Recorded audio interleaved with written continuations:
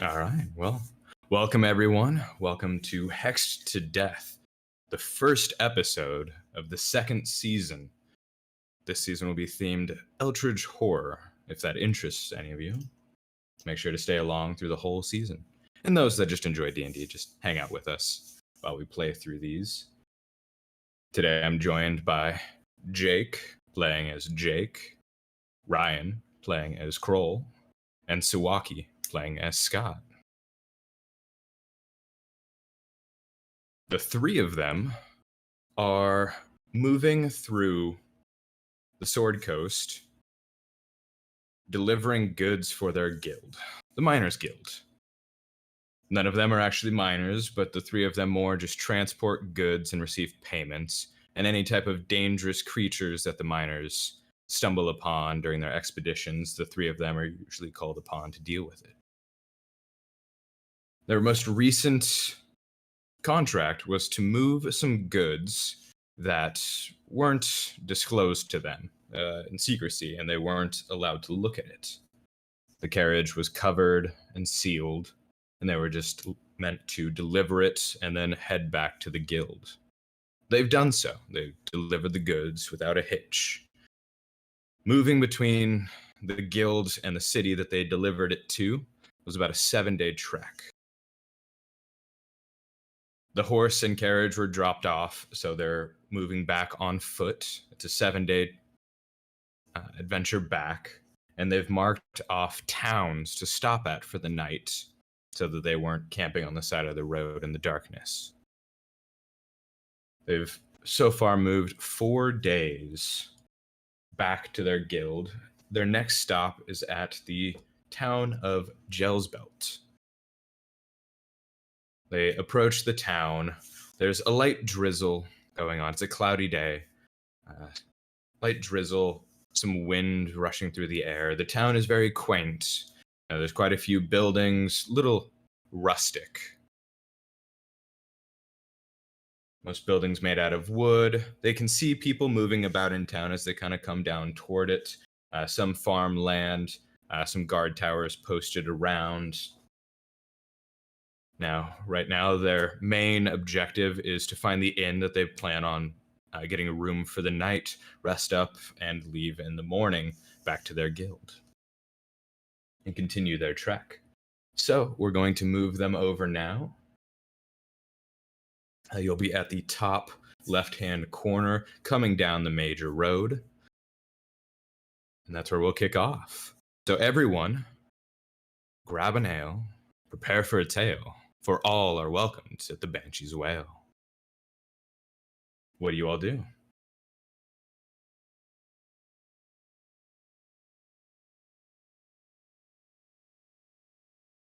Well, I'm tired, fellas. Let's go find a spot to relax. And I will start to head into town.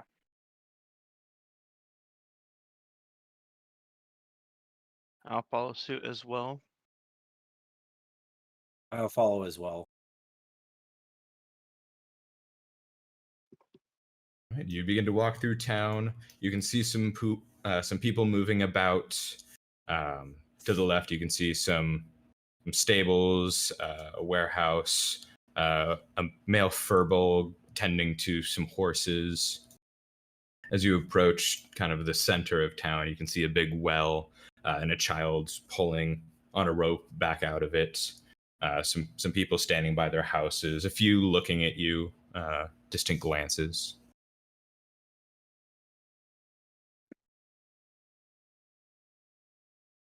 As far as like those glances, do they look like people are wary of us? Are they frightened by us? Do we seem odd to them? You look out at the people that you notice are looking at you, and you look directly at them, but get no reaction from them. Actually, it's almost as if they're looking through you. Interesting. Well, I'll give them a nod, just a little head down nod. Continue my business. You nod at them. You do notice that they don't nod back or do anything, and they actually just keep staring in the same direction, and you kind of walk out of their vision. their eyes don't follow. That is okay. I will approach the young the man boy, at the well. he's pulling the rope out. A bucket comes out full of water, and he's holding it with both hands. He's kind of struggling to get it out. Excuse me, young man. Where's the nearest inn in this town? When you say that, the boy drops the bucket out of surprise, and it clanks on the ground. The water spills out. I'm sorry, I didn't see you there. Sorry about that. What was your question? I apologize. I'll help you with that. But I need to know where the nearest inn is. Me and my companions are tired. The inn. Oh, it's he takes a bit of time. He's kind of going. You can tell he's struggling, just thinking about it. He points off toward this building over here. There. All right, I appreciate that. Now, can I clean up all that water and put it in the bucket using this? So you move your hand and the water swells up. You kind of form it into a ball floating in the air, and you just put it in the bucket. The kid's eyes open. Wow. Thank you. Yes, of course. Thank you, too. I didn't mean to startle you.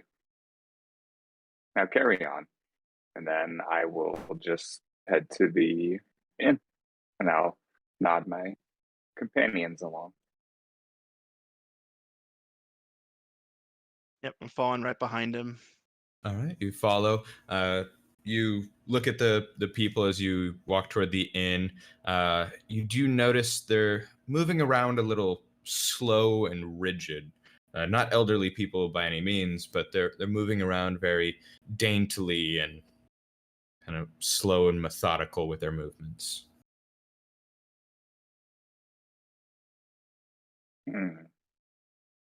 So you're all just going in the inn? A little uptight these folks seem. And I'll go into the inn. Yeah. Yeah, same. Going to the inn with him. I'll go in as well.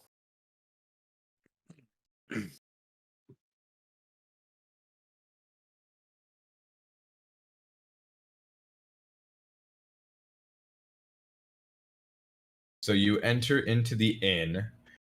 It's actually pretty nice. It's well set up. A couple round tables in the center of the inn. Two longer tables. You can see a couple men are seated at one of the round tables in the middle, just drinking and eating some scarce food on the plate. Bartender and the keeper of the inn and tavern is behind the bar, tending to a few things. To the left, you can see some stairs leading up. And so everyone can see? Yes. Yep. Mm-hmm. Perfect.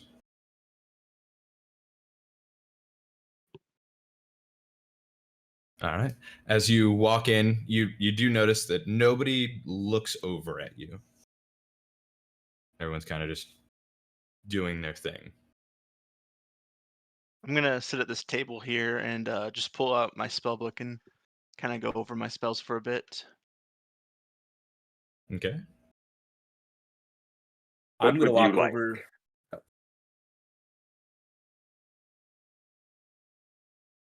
I'm going to walk over to the bar and grab an ale. All right, so you walk over to the bar, you sit down on a stool, and nothing. The innkeeper, the bartender, doesn't even turn around. He's still just doing his thing. I yell at him, "Hey, barkeep, around for me and my boys." He's startled. He kind of jumps forward. He doesn't drop the glasses out of his hand, but he lets out a sigh. Oh, yes, I'll get those. What do you have? 3 ales. How strong?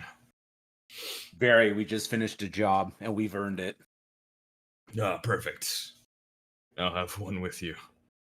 He walks over to a big barrel and grabs 4 tankards and just opens it up and fills them to the brim with it. Puts them on a tray next to it, brings them over, sets down, grabs his own, and just starts drinking it. Hard days now, friend? Drinking a whole ale that quickly must mean hard times are ahead. Hopefully, hard times in the past tomorrow. His thoughts kind of seem jumbled.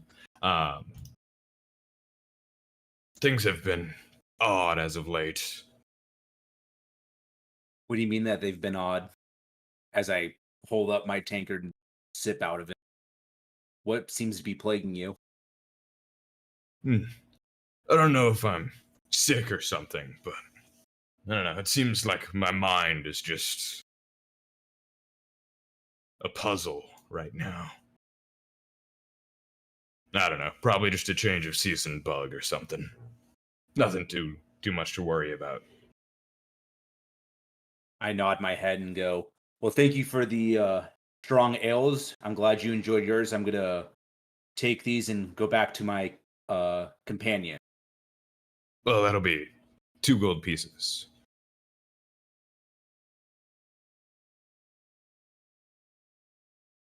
I give him 3 gold pieces. Much appreciated. I'll bring some food out for you as well. Much appreciated. Then I take the ales out to the table for my companions to enjoy. And you hear him yell out, Rodham! 3 plates! You kind of hear a grunt come from the back.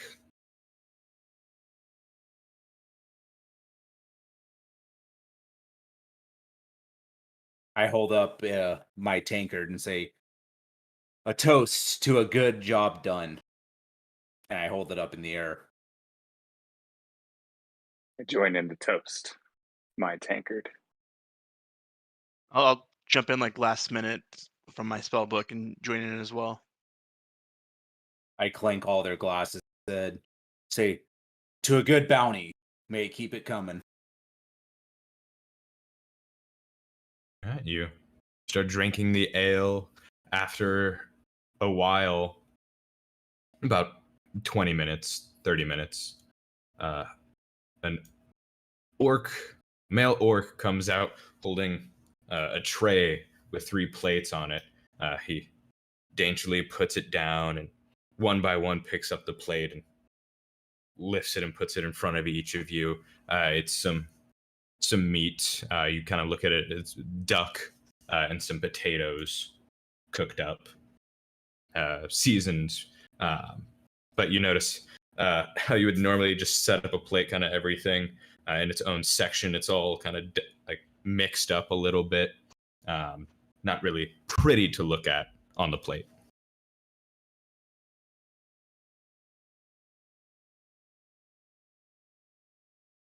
He kind of does like a bow toward you, picks up the tray, and starts moving back. I immediately eat duck in one bite. I'm a little offended and shocked as he eats the duck. Just to be honest, I probably knew him. And he was delicious. And I'll start eating everything on the plate except for the duck. All right. It's a little past midday, relative time, about 3 p.m. I ask him if he's going to finish his duck. I move my plate away from him and away from me. And I go ask the barkeep if there's any like libraries or any schools around here. All right. So you walk up to the bar, sit at a stool, and ask him. As you do that, as you speak, you notice you also caught him off guard, and he just like pounds the bar. What did you say?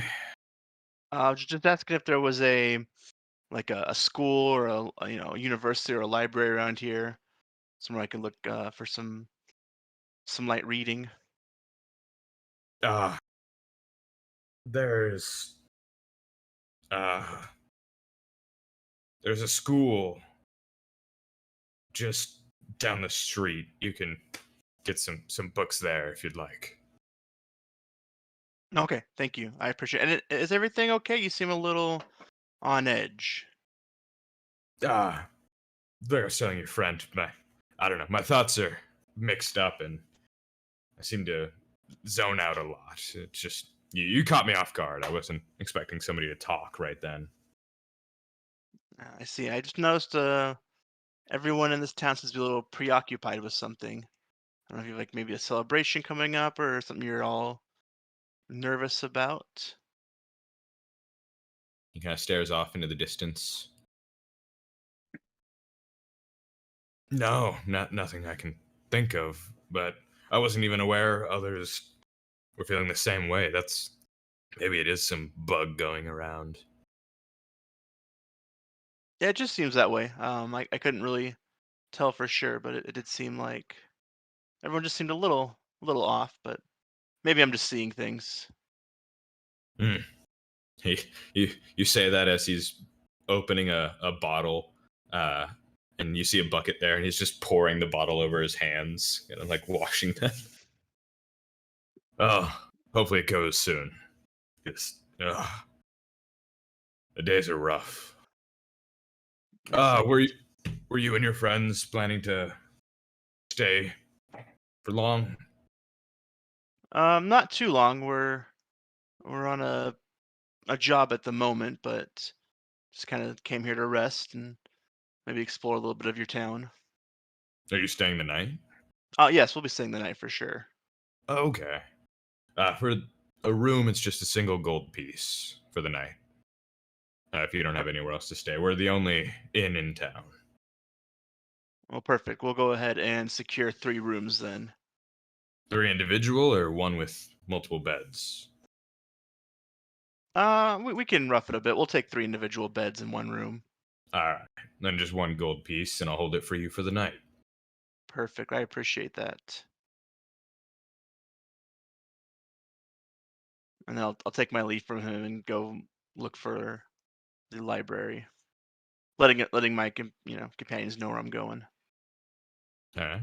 Do you go with, or do you two stay here? I want to go with. I'll go with them as well as I wipe the excess duck off my maw. I'll follow him out. Alright. And The room. before we actually leave, I want to try to.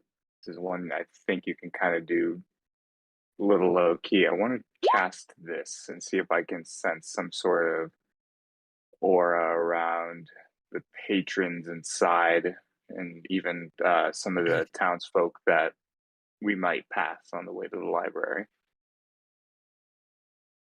As you cast detect magic and just look around, obviously, you see everything around. Nothing seems to be setting you off as you look over it. You don't see any type of magic on any of the townspeople or the building or anything like that. You walk outside and look over the town, and let's see. Yeah, you don't really see anything. I'll say you are able to, of course, your companion Scott, and you can see a couple townsfolk, kind of a glimmer of magic shining. Mm-hmm. But you recognize it and believe that they just might have the ability to use a little bit of magic. Okay.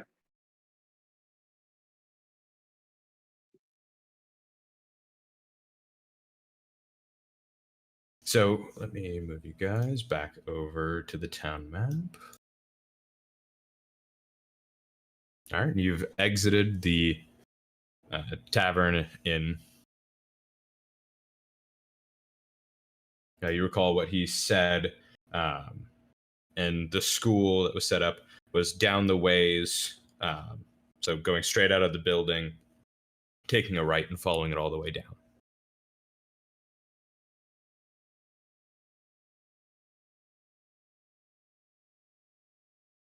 So as we're walking, I'm going to say to everyone, so everyone here seems just a little bit off, right? Am I just seeing that, or are you guys getting that too? No, when I something went, is amiss. when I Uh, went and got drinks, he poured himself one. I didn't even offer him one. He just poured it himself and charged me for Yeah, when I was talking to him, he pulled out he had a bottle of something, and he was washing his hands with it instead of, using a bucket of water like a normal person. it. Yeah, who would waste good alcohol on their hand? As you're talking, Scott, you're kind of looking at your companions, and you look a little past, and you see the gentleman over here with a plow in his hand. He's just hitting the same spot. You recognize that he was there when you walked into the tavern, and he's literally hitting the same spot still. Yeah, that's gonna pique my interest, and I'm going to, hey guys, let's go talk to this guy farming over here. He's been hitting that same spot the entire time since we showed up and have been in the tavern. Okay. And I'll approach him just a little bit back and um, just, hello, good sir. How's the farming going today? As you said, he actually drops the plow. Uh, Mighty fine. What can I Oh, do for you? I didn't mean to startle you. I was just looking for some advice. I'm actually an amateur gardener myself, and you seem to be quite experienced. Do you have any advice on good tilling techniques? You seem to be kind of focused on this one spot. Maybe it's some kind of um, a trick here that your town has figured out, or like a family secret you would be willing to share with me. Well, I've actually done everything here. Majority of the town, actually. Uh, Name's Matthias. Uh, Tricks, tips. Huh. Well, really, you gotta feel the land. You know, if really get to the soil, get your hands dirty. If the soil doesn't feel right to you, it doesn't feel right to the plants. And you got to figure out how to fix that. So just knowing when the soil ain't right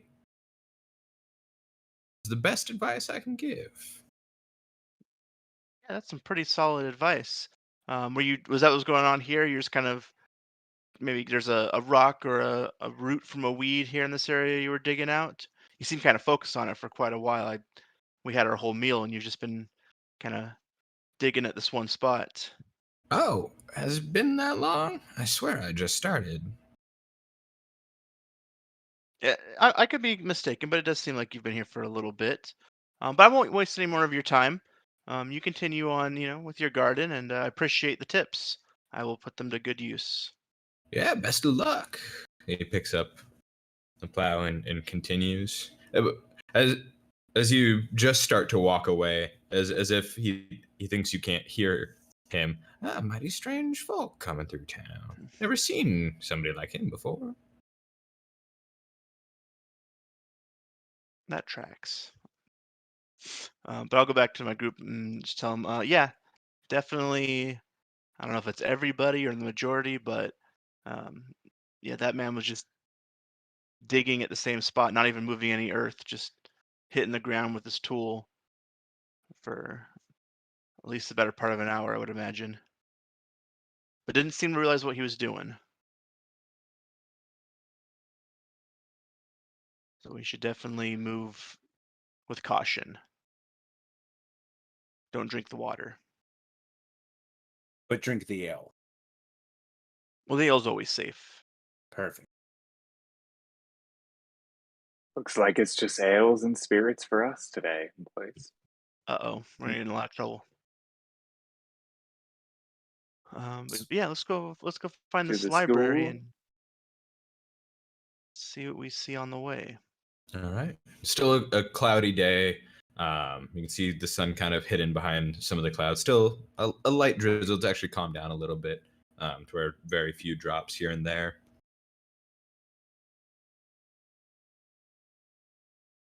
As you're walking through town, you're kind of looking about. You see a little girl sitting up in a tree over here, just kind of sitting on a branch, looking up at the sky, feet kicking, just staring up at the sky. Some people moving about. The boy that was over at the well is actually over with the bucket and sets it down in front of his, you presume, mom. And she just slowly moves over and looks over at the bucket and just remains there kind of staring at it.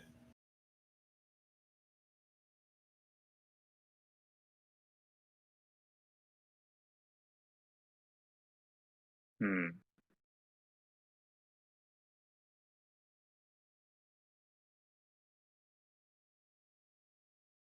Maybe we'll forego going to the library and I'm more curious about what's going on in this town.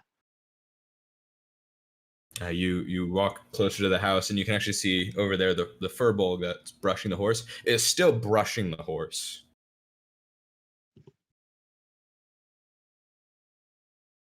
There's something strange.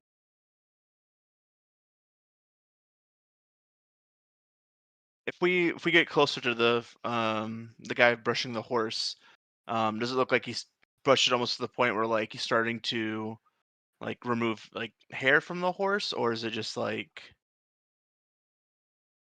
Uh, he's roll me just a perception check. perception check? Kind of looking from it at a distance. You can just roll a d20. Ah, there we go. Yeah. So you see the brush. It's a corsair brush. He's running it through the horse's mane. You can see some hair pulled like in the brush, but the horse isn't really fighting it. And from what you see, it's not like the horse is being harmed, but it's kind of getting close to the point where he's over brushing the area. Yeah, I'm gonna go up to him and just say, hey, I think you got that spot. I think he's good there.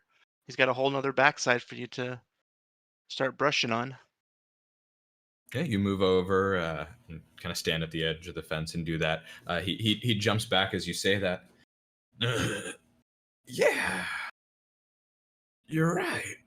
I think I need to move on. I guess I got lost in my train of thought. Yeah, seems to be a common theme here. Um, Oh, you do too? yeah, all the time. I'm always getting lost in my thoughts. I thought I was going mad. Is this something that happens to you a lot, or is this kind of a newer ordeal for you?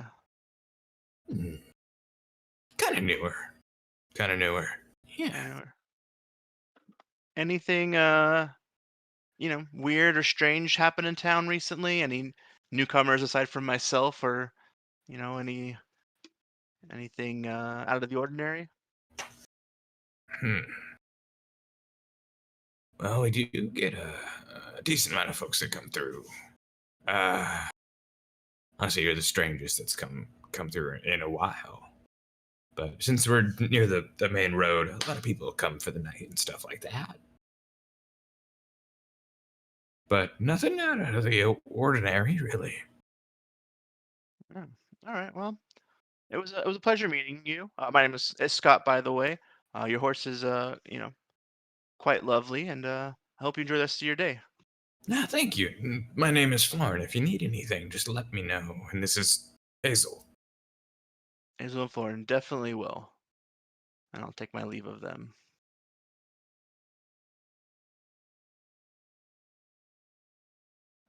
Go back to the group.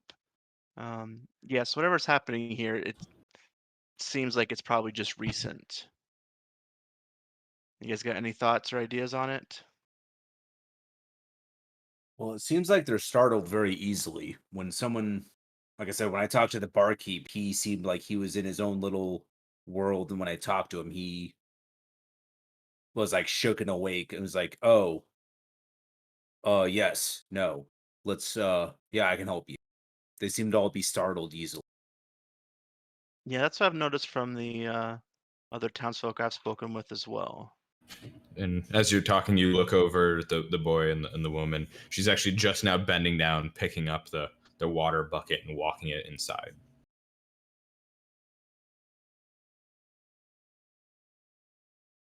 And we helped him with that water bucket thing before we sat down to drink and eat, so it's been quite a while.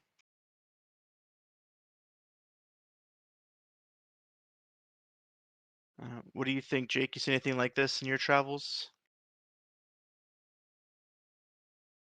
I've only heard of such things. I've never seen something like this, but I will say that something seems to have the town by its grasp. Definitely want to get down to the bottom of this. I don't feel safe. As you're talking, just out of the corner of your eye, Jake, as you're looking at your companions, you notice the little girl that was up in the tree actually just jumps down. She wasn't too high up, just jumps down and lands kind of in some leaves on her feet and just starts walking back to her house.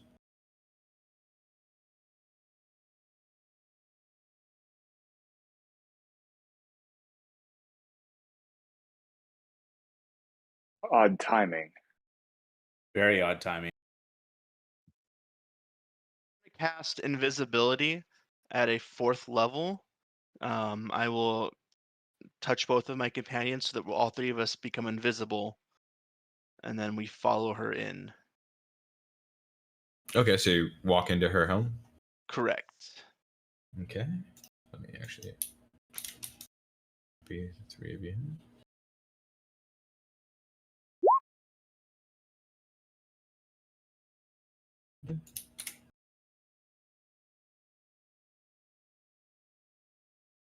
Make sure vision's activated. Perfect. And I will move you over to the household.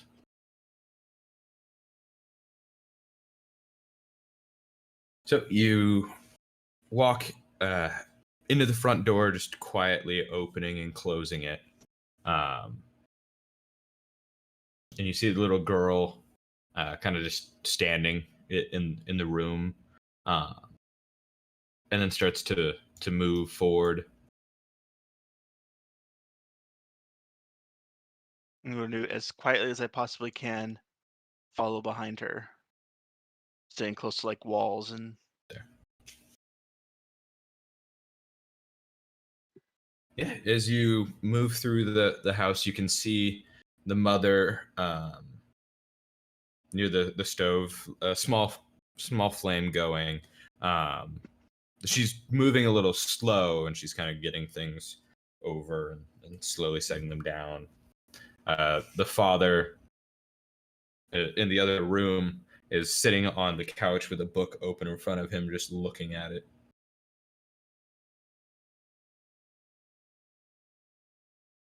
And you see through one of the open windows in the house a small white cat kind of jump into the window.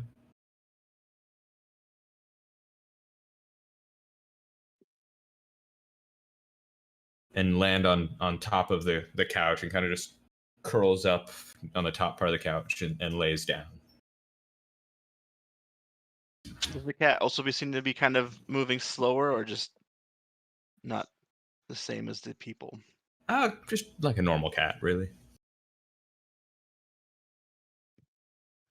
and the little girl actually goes over and sits on the couch with the cat kind of just above her, and looks up at it, and kind of just like starts playing with its paws. The girl's playing with the cat's paws. Yeah. And is the girl? And so the girl seems pretty coherent. Then I could assume. She's not moving slow or anything. She kind of just average movement.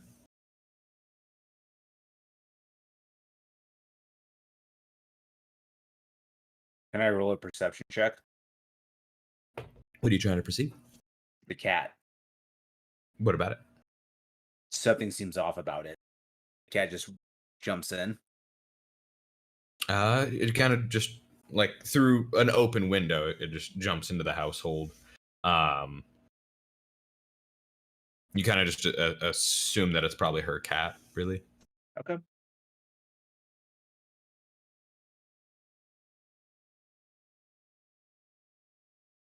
Jake, as you kind of walk into the other room and look on about it, you look over into the corner and you can see a pretty well-made suit of armor standing up on a stand.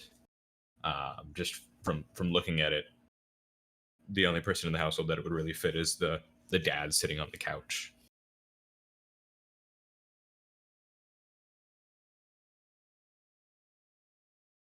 Can I just kind of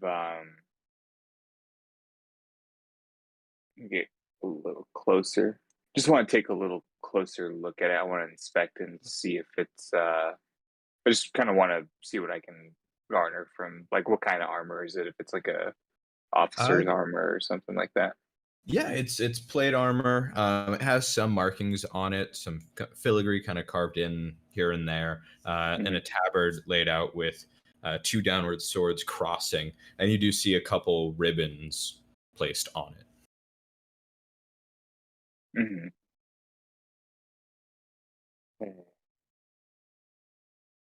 Nothing really out of the ordinary there. And then is this going downstairs? Going upstairs. Upstairs? Yeah. I will start to investigate upstairs. All right.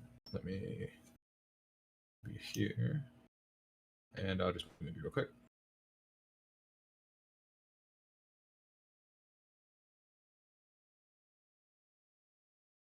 You walk upstairs. You can see a couple small little candles lit, kind of illuminating the room a little bit on the cloudy day.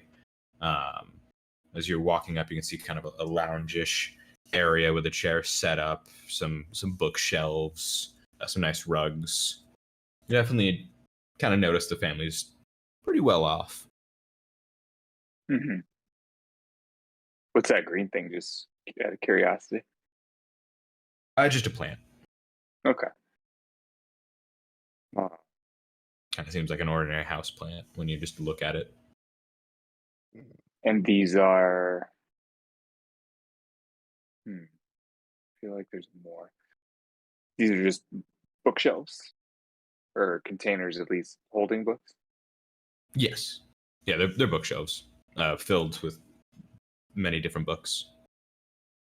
You kind of just glance over it. You notice some of them have titles written on the spines. A lot of them are actually about combat, different like arts of war and things like that. Mm-hmm. But nothing really standing out about any of the books in particular. No odd designs or. Roll me an investigation check. Okay.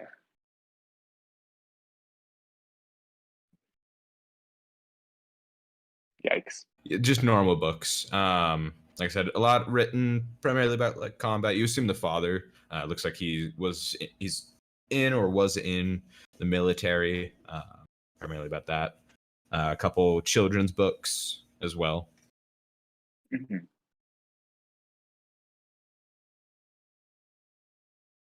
Could I do this as quietly as possible? Could I maybe take a little peek under the rug? See if there's any odd carvings or? Roll me a stealth check.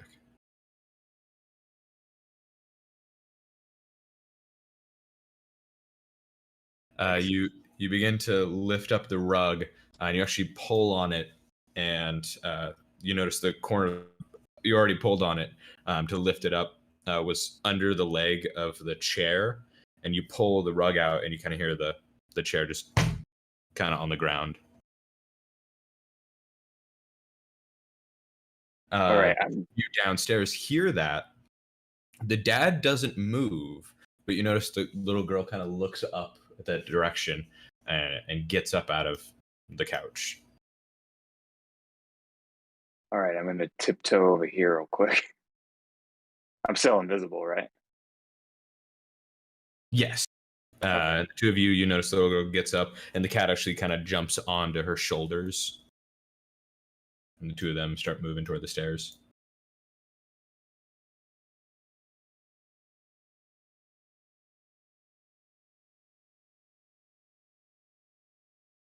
I'll follow behind the girl and the cat invisibly and quietly. All right, Jake, what are you doing? I'm gonna hang out for a second. Hold still real quick, you two. Try to be as still as possible.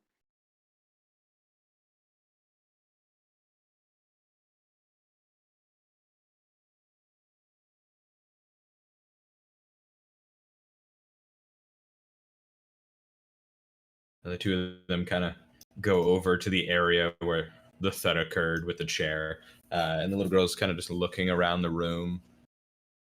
She looks at the cat, like just at its face, and kind of shrugs, and then goes off to one room, opens the door, and goes inside.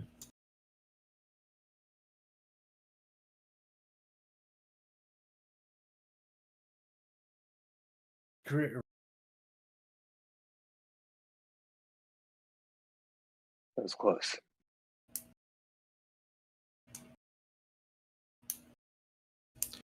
You hear the little girl kind of like quickly come out of the room and like looks around,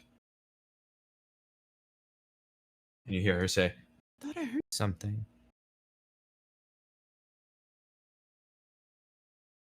She turns around and goes back in the room.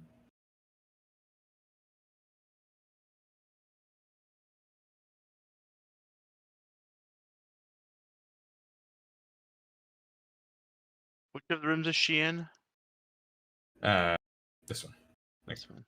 yeah, where the map's facing, like the south room. Yeah, I'm gonna go follow it in. Yep. The door is closed.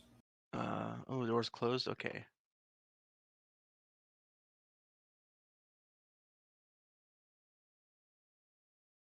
So let me ask you this then. Being that we're invisible, can we see each other as invisible people, or are we blind to each other? I'll say since the spell was cast on all three of you from the same caster, you can see each other. Okay.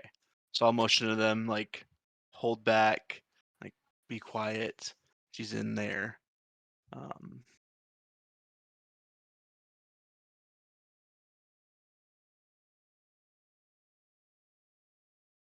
Yeah, and then as like we kind of move back away from the door, just whisper really quietly, what do we think she's doing in there?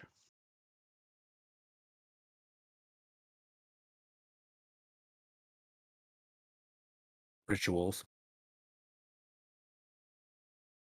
Something nefarious. And that cat's participating in it too.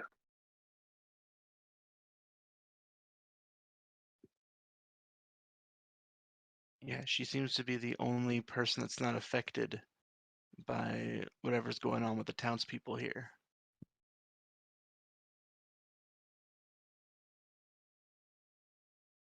Maybe she's the root of it.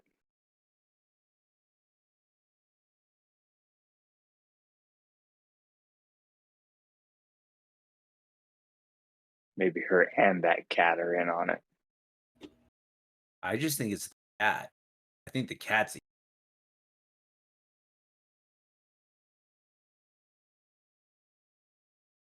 Okay. So I think what we need to do is we need to get the door open and we need to get inside at the same time. Does anyone have a way of maybe somehow like intimidating, like maybe her mom's call, or maybe making like Well, I mean, if a we vision kill of her her mom? dad, if we kill her dad without getting her to come out, And I'm not trying to kill some girl's dad. We could or try to Oh, provoke some noise downstairs and see if it'll draw her out of the room, yeah, even you're not going to be for a killing the moment. dad. I'm going to be killing the dad. just be aware with this invisibility spell I have on you. As soon as you do something like that, it's going to drop the invisibility. I can only Hmm. hold it as long as you're not doing anything too crazy. Just cause a ruckus, knock something over, or move some Okay. furniture like I did. Yeah, I'll go back downstairs. I'll move some furniture. All right. And I'll just put you as you walk down the stairs and kind of look out. You see the mom near the stairs. But real quick, I think that's actually a really good time to take a quick 5-minute break. Use the restroom, deal with everything. We'll come back and we should be able to finish this up today.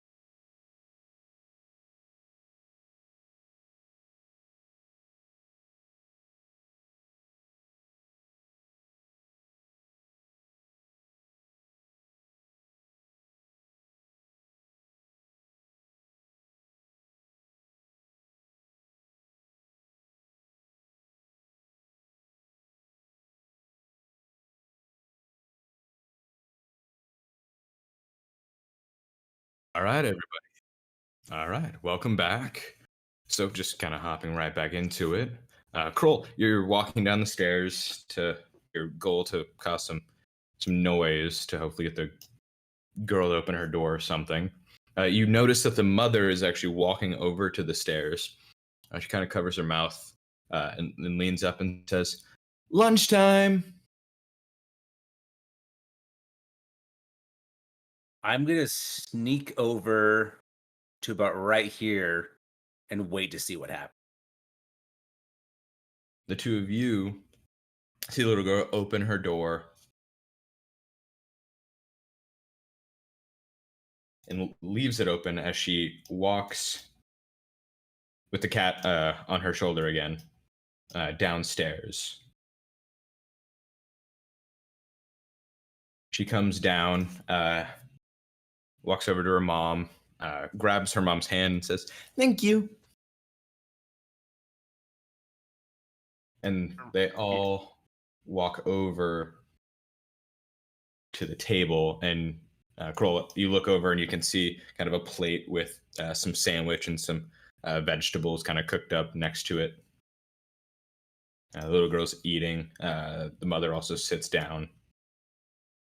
Is the dad still on the couch? He's on the couch. You see him close his book and kind of set it down on the side of the couch, like the couch arm, and starts to walk over.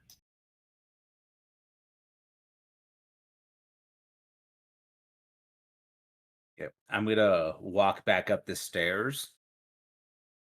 Right here, I'll put you at the top. And homies aren't there. Is the door still open? The one Yes. okay. I'm gonna go into that door.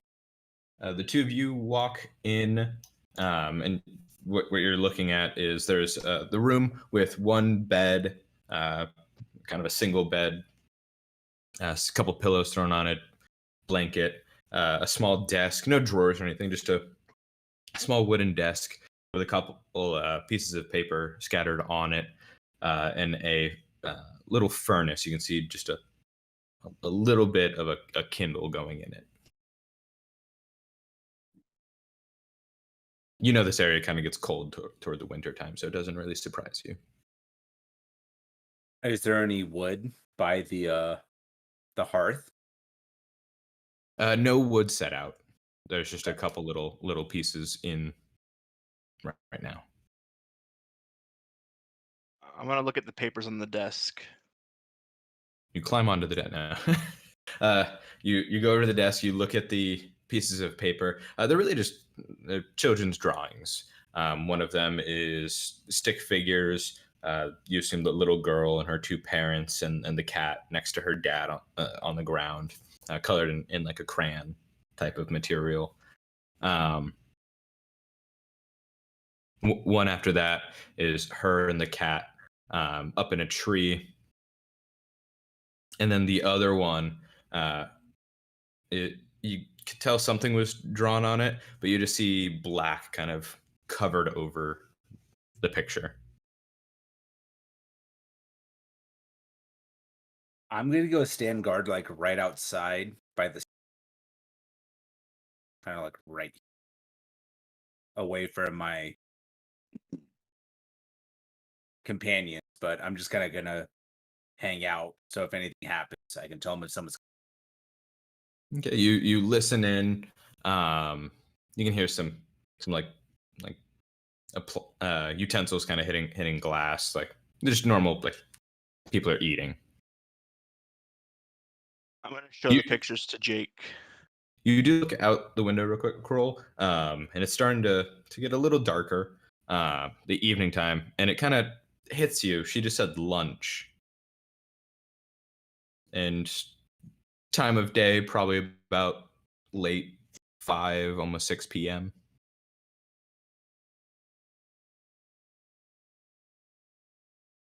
And what are you doing, Scott? I'm gonna motion to Jake to come look at the pictures with me. See if we can make out anything with the picture that was like blacked out.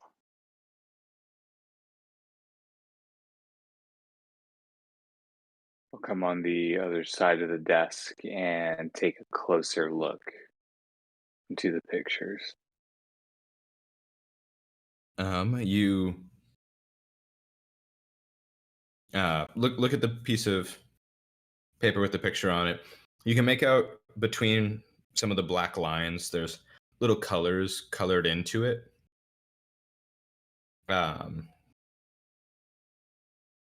Like little lines drawn in color underneath the black.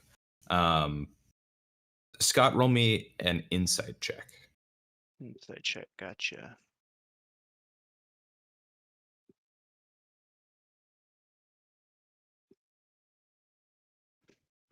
You think about it and just kind of your own knowledge with archives and books. You've seen some people try and scribble stuff out and hide it from others before.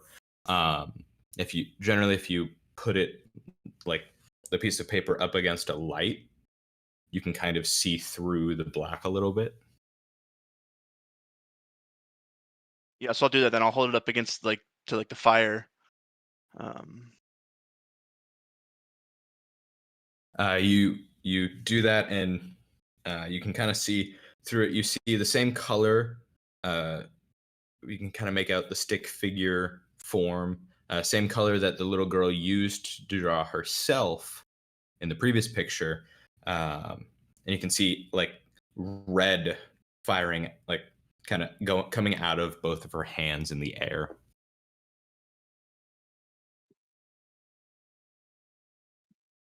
I'm gonna whisper to Jake. She's some kind of magic user, but she may not understand her powers. And I will actually want to go ahead and investigate the. I want to see if there's like any runes or any like inscriptions of some sort that may belong to a school of magic or otherwise suggest. You look over the fireplace, kind of poke your head in and look about. Roll me an investigation check. You don't see any type of runes carved into it.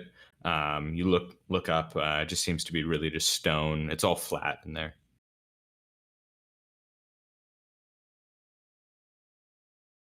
Without moving any furniture, I want to lie prone and kind of see if I can maybe see any kind of marking under the bed, perhaps.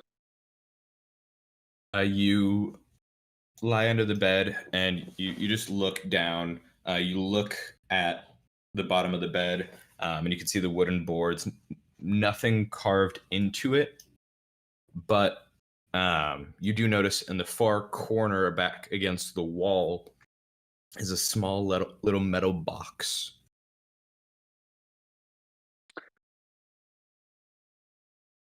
I'll go ahead and You actually hear footsteps coming up the stairs.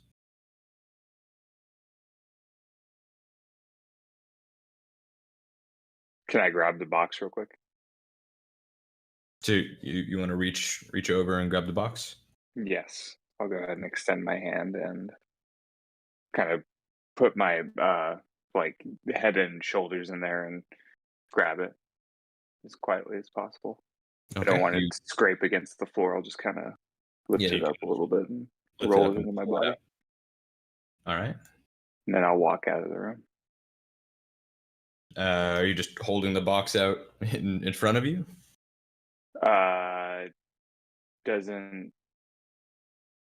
It's not invisible? No, it is invisible. I just want to know if you were like just kind of holding it out or if you're stashing it away or something. No, I'm kind of like carrying it like under my arm, like against my body. Okay. And then I'll come out of the room. Girl, you watch as the little girl and the cat just kind of walk up the stairs and start heading in, walk into the room.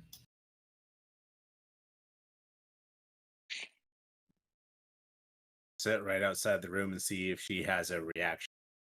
The cat hops off of her shoulder, jumps on the ground, kind of jumps up onto the desk, and she goes over and just sits on her bed.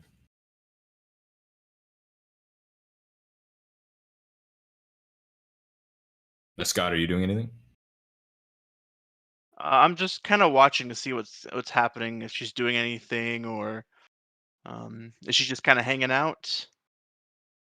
She's sitting on her bed, kind of kicking her feet as she's just sitting on the edge of the bed.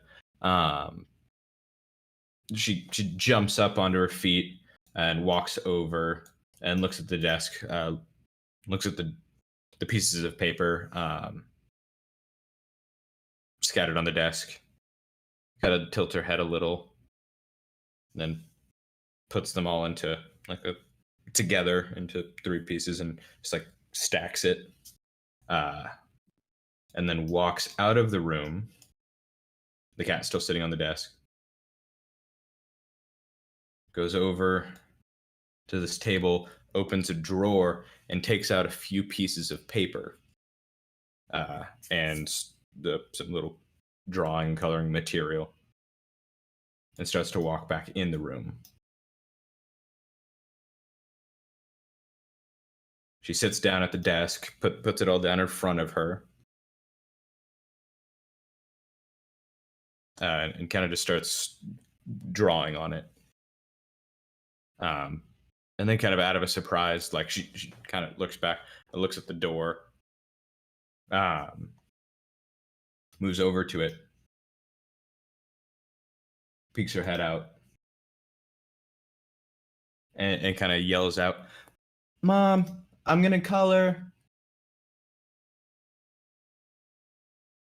You don't even hear a response back. And then she shuts the door.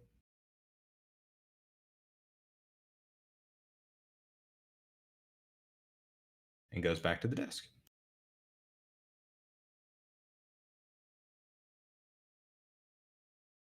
All right, I want to kind of just wait a bit and see what she ends up coloring, or she like starts drawing. If I'm able to see it from where I'm at.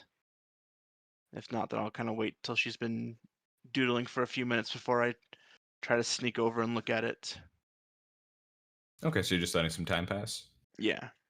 All right, the two of you just saw her close the door, and you know Scott's still in the room. Are you guys doing anything? I'm gonna get downstairs and see what our parents are doing. All right, yeah, I'll just move you downstairs real quick. I will stay outside of the room and just kind of head off into the corner here. You go downstairs, Kroll. You get to the bottom of the stairs, and you can kind of see the dad still sitting in his chair a little bit from where you're at. I'm gonna move over to about right where the armor's at. You can see the dad sitting there, about half the food eaten, and is still like slowly picking at the food. Move in a little bit more. And you can see similar. The mom is the same. Basically, their food's like half eaten at this point, and they're still just slowly picking at it.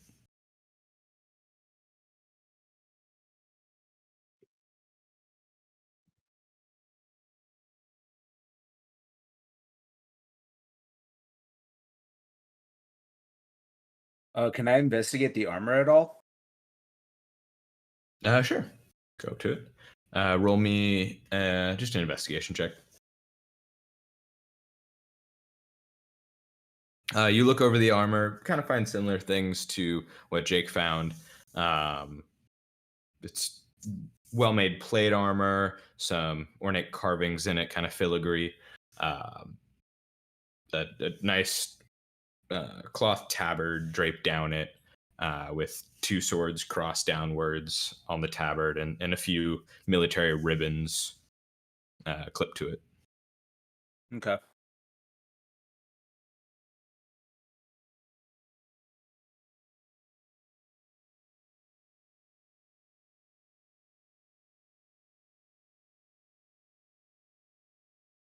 I guess I'll just move back in and see how their parents are eating their dinner. See if anything's progressed. Yeah.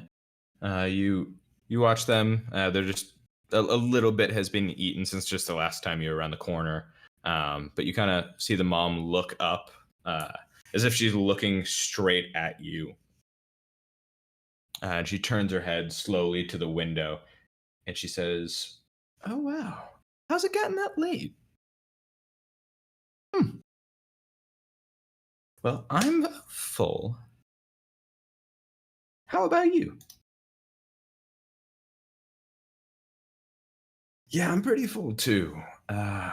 Think I'm going to go lie down for a bit. Do you mind cleaning up?" "Not at all." They both get out of their chairs. She picks up her plate. He gets up out of the chair and starts moving. Back out of the room, he kind of walks next to you and past you. She moves over and grabs the plate from where he was sitting and goes back into where you saw the kitchen was. And he actually moves upstairs. Jake, you see the dad coming upstairs, and you move over. Mm-hmm. And he starts moving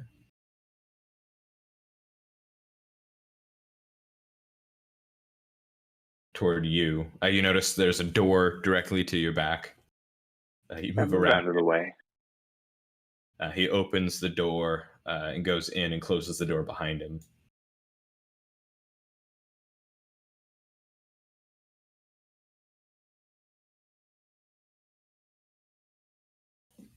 What do y'all do? And Scott, you notice the little girl's just been coloring for a few minutes now. I make out like what she's coloring from where I'm at, or would I have to like move closer to her? Roll me a perception check. Not far away. Perception check. You can see she's drawn just a couple stick figures again. You can't really make out like what the stick figures are doing. There's a couple stick figures, similar colors. Well, the little girl, you can tell the same color is there, but it's a different color stick figure next to it. From any of the other like pictures, that you know it's not her mom and dad.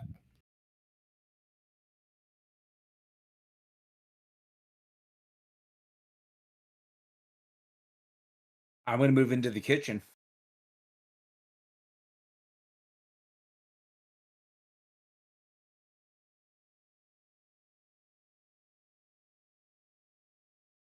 All right, you move into the kitchen. You can see the mom has a bucket with water, and you can see some suds in it sitting there. And she's kind of like has the dish, and she's just like scrubbing it in the water, really like slow circular motions. I'm going to attack her. Okay, go for it.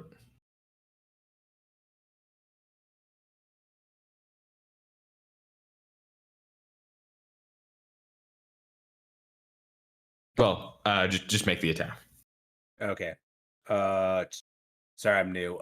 Strength? Well, I mean, Just your weapon. So on your character sheet, just where your okay. weapon is. Yeah, you just make the attack normally. You and you're invisible, so it would have been an advantage, but I mean it hits.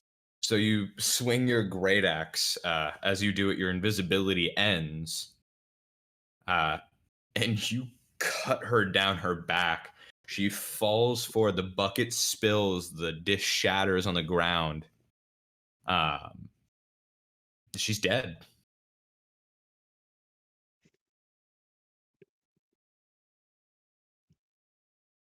She falls onto the ground. Blood kind of pools out. You didn't scream or anything, or? She didn't scream when it happened. She instant, like as you cut her, just Okay. fell forward. But the glass shattered on the ground. from upstairs, you see the little girl. Her head perks up, and she looks around. The cat looks at her and jumps onto her shoulders, and they start moving out of the room at a moderate pace, not like super hurrying or anything. Yeah. Jake and Scott, you don't know what's going on, but you see, you heard that downstairs and everything. Are you guys gonna do anything? Just real quick, I'm gonna go look at the picture she was drawing just to get a perfect view of it.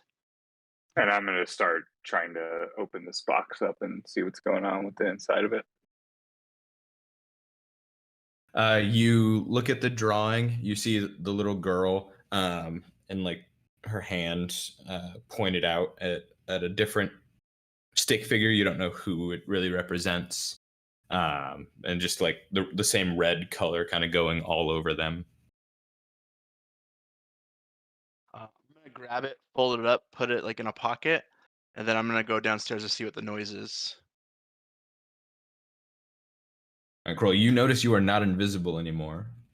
You can hear footsteps coming downstairs. Okay.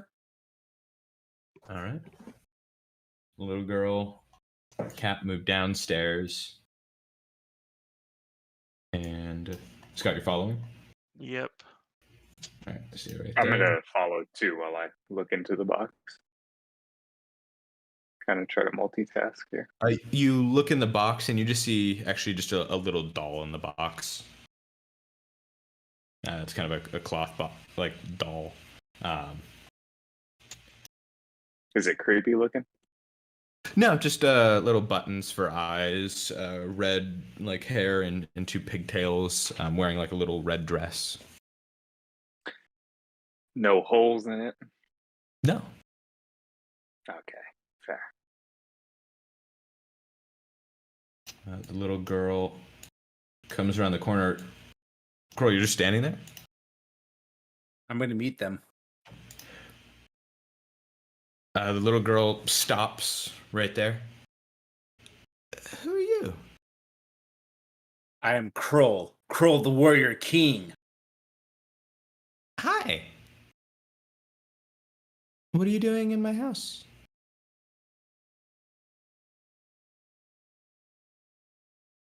I'm looking for something. Does my dad know you're here? Of course. You wrote consent. She kind of looks toward the stairs. Dad? You hear footsteps just directly above you. Can I attack the cat? You're gonna swing at her cat? Yeah. It's on her shoulder. Well, if I do an upward slash. Yeah, you can attack at the cat if you I mean, want. she might lose her collarbone, but I mean. Just don't miss. And what role is that? Strength? No, you do your normal weapon attack. You use the weapon to. Oh, okay. Yeah.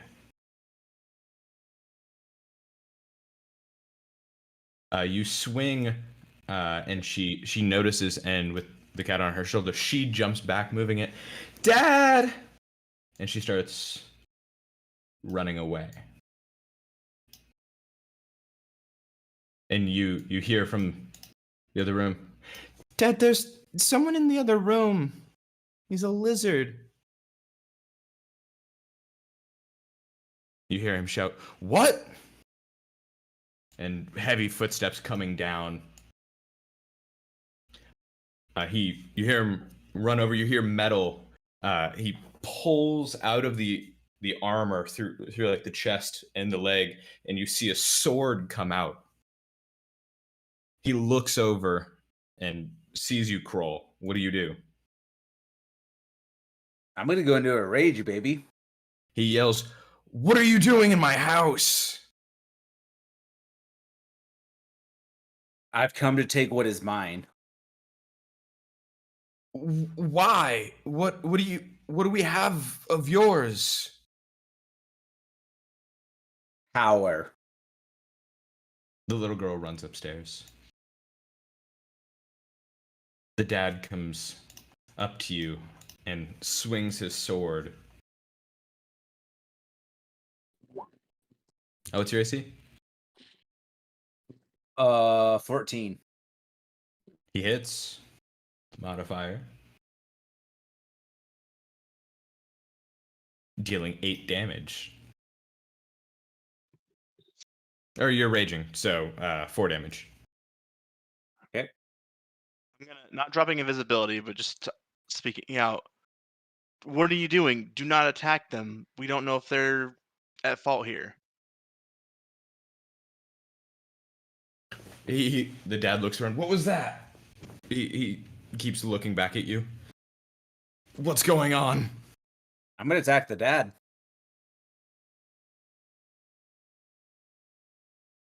You miss.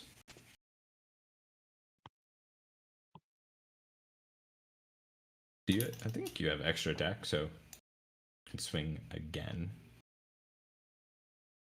You hit, slashing at the dad. You cut a diagonal slash across his chest. What? Ah! What are you doing?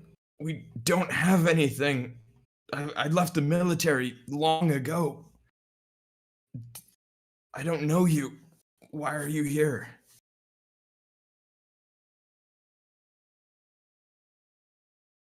You have what we seek. There's power here that you do not understand. What do you want? Take whatever you want. Just leave me and my family alone. The cat. Give us the cat. Damien? The cat?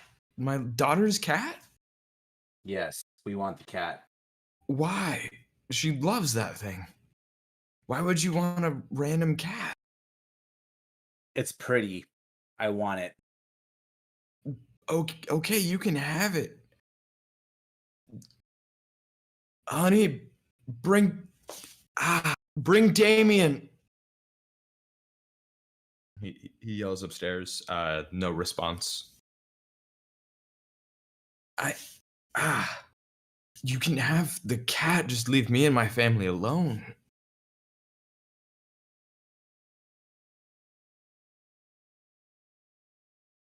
I rip off his arm. With I rip off his arm. like with your axe? Yeah. All right, make the attack. You hit, and you cut down the side of him, cutting his arm off. Not his dominant arm. His. Yeah, well, Yeah. he's holding with both arms, but like his Yep. left arm. You cut it off. With that, you cut deep, cutting the entire arm off. He falls over, dead. I hold up his arm as another trophy. My clan thrives. Well, you did not need to do that. Did I, though? Yeah, I did. We don't even know. Survival is how we win this. I say nothing and I just hang out by the front door. We don't even know if this little girl knows what power she has, or if she's being manipulated, or if it's even her. It's the cat. The cat is the power. We must survive. I have lived through it multiple cycles as a lizard. We must survive. The cat is power. We must I get survive. it, man. But like, we're not humans. We're killing humans. They're not going to take lightly to it. I'm not a human. It doesn't faze me whatsoever. Let's just hope they don't figure out it was us. Or you, technically. I didn't have anything to do with this part of it.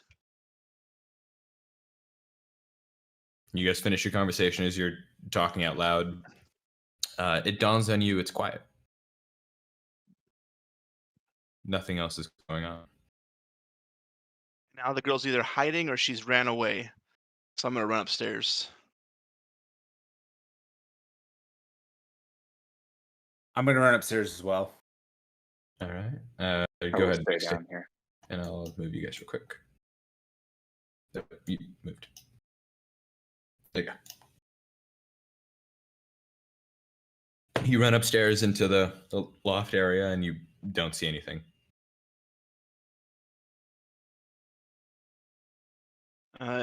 Assuming the girl's door is closed. No, the door was open. Oh, and she's not in there. You look in. You can see the papers kind of scattered to the ground.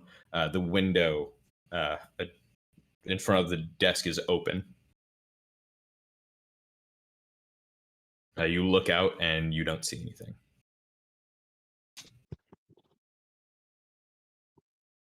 Well, looks like you scared her off. So if it Can I was the roll a cat, perception check? Sure. You look out and kind of look down. You can see the bush in front of the house. Part of it's been sank down. I jump out after him. All right, you jump outside. You look around, and it has started to rain a little heavier now. You look about and you don't see any footprints. Could I use my totem spirit of the eagle? Or aspect of the eagle? Let's see, what part of it? You gain eyesight of the eagle. You can see up to 1 mile with no difficulty, able to discern even fine details through looking at something no more than 100 feet away from you. Yeah. You Yep. look about, and you look at the ground. What you notice is you don't see any footprints. And you look out and kind of just look over the town, and you don't see any movement either.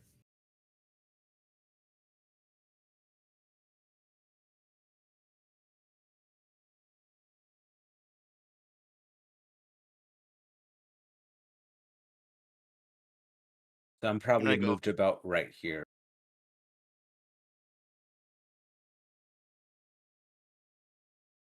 I'm gonna go back downstairs and find Jake. All right, let me grab you real quick.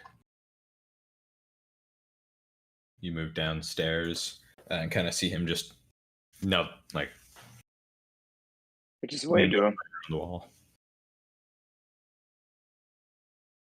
Yeah, Kroll, I'm assuming killed both of her parents, and the girls disappeared. So if she was the cause or part of the cause or whatever it was, yeah, we're gonna have a hell of a time figuring this out. Well, we Did you better see not anything waste down any here? time. I didn't see anything pass by. And as you say that, you hear thunder crack in the distance.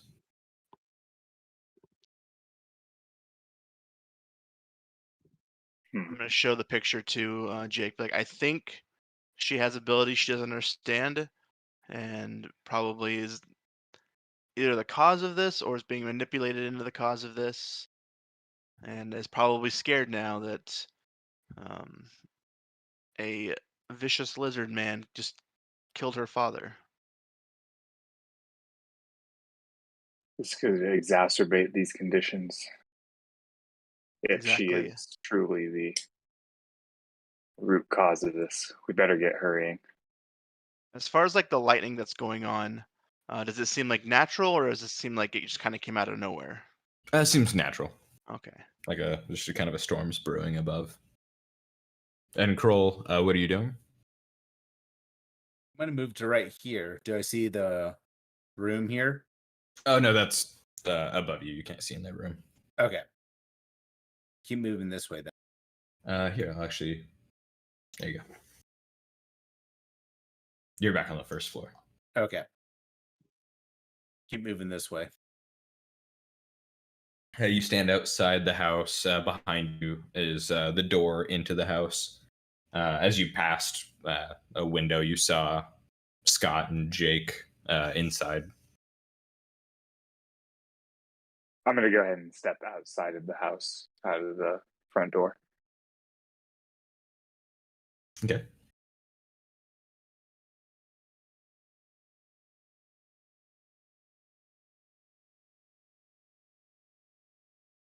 And are me and Scott still invisible? Scott, are you maintaining your invisibility? Yeah, I haven't broken it yet, so Okay. Oh yeah, Kroll, you can't see them. Actually. I suppose we don't really need it anymore. So yeah, I'll just go ahead and break the invisibility. Okay. Kroll, just out of nowhere next to you, both of them appear. I am I startled. look at Kroll and I say boo in a very stoic manner. Boo indeed, sir. Bad form. Very bad form. Weak. You are weak. You don't know survival like I have. You guys talk. Oh, where were you when I had to fight their parents? Where were you? Sneaky. Like You didn't snakes have in the to fight their bush. parents. You chose to fight their parents. There's a huge difference there. You killed my buzz, Kroll. Buzz, weak. Hold Just- my crant. Just keep the violence to a minimum. I'm sure there'll be plenty of things to kill once we figure out what's manipulating this little girl. Let's try not to kill an innocent. They were not innocent. They deserved a good death, and a good death is what I gave them. A warrior's death. No, hopefully it suffices them. Now we got to figure out if anyone knows this girl, has seen this girl, and where she may go when she's scared. Let's ask around. All right. You guys going back out into town? Yep, seems our Alright. best.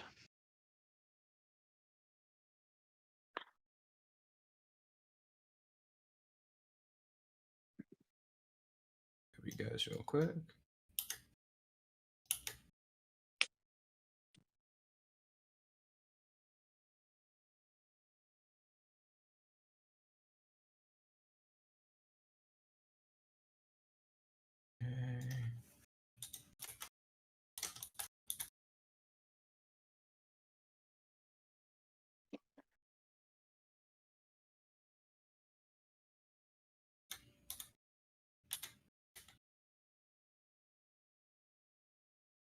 Okay.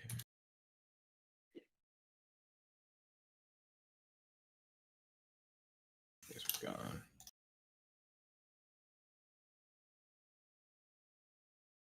There we go. All right.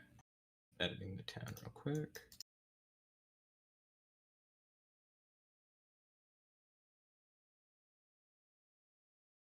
And bam. There you go. Putting you back in the town.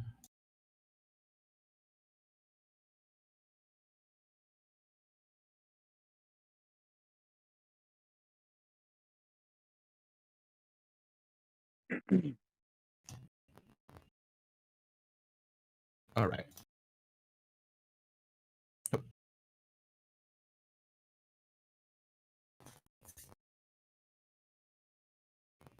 Okay. You guys are back. It was that house, right? This house is the one you can't have. Oh, okay. It is nighttime now. You see, it's raining a bit.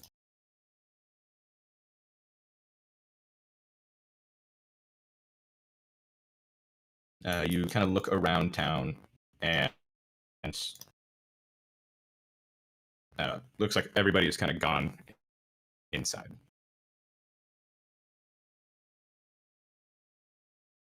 Okay.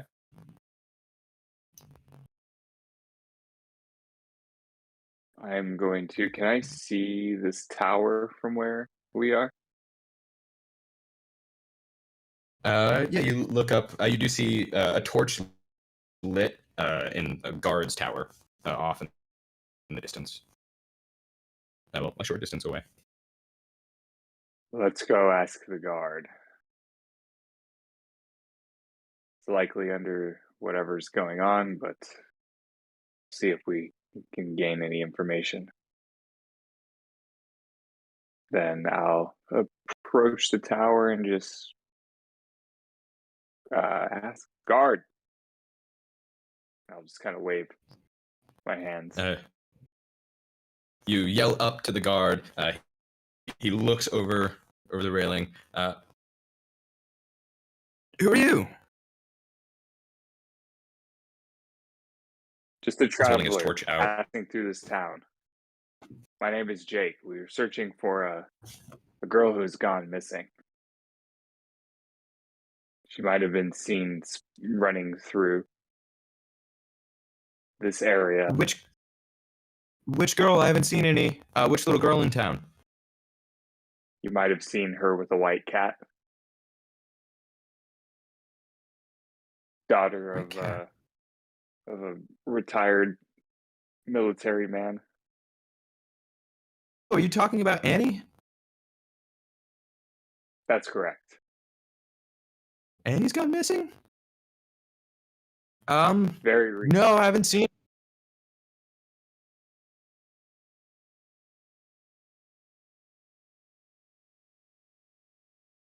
It's a dark night. Are her parents okay?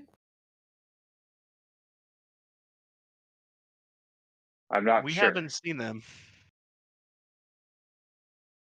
No? Are they out looking for her? I believe so. I believe they From are what I looking for her. understand. Okay. No, I haven't seen her. I'll go check on them soon, though. Do you know where Annie would like to hide, or she had like a place that her and her friends like to play, maybe out in the woods a bit, or in one of the fields? Uh, uh, I don't really remember. Do you know if she had like I any don't think any friends that might know? you can see he's kind of like looking off. She's always with her cat. Have you seen that anywhere? No, we haven't seen the cat.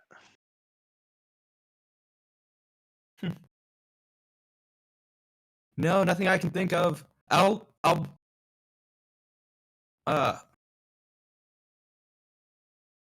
I'll make sure to go check with her parents here in a bit. Let me lock up in here, and I'll go ask them.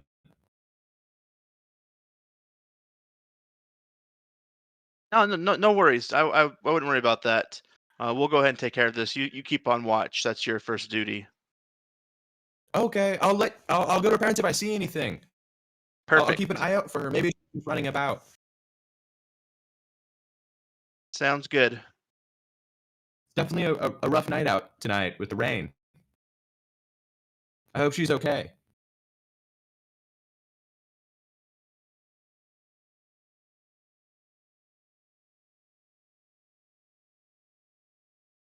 You guys, I don't think you'll be finding anything tonight. I'm sure she's fine. We'll probably find her in the morning. I'm sure she's just out doing something.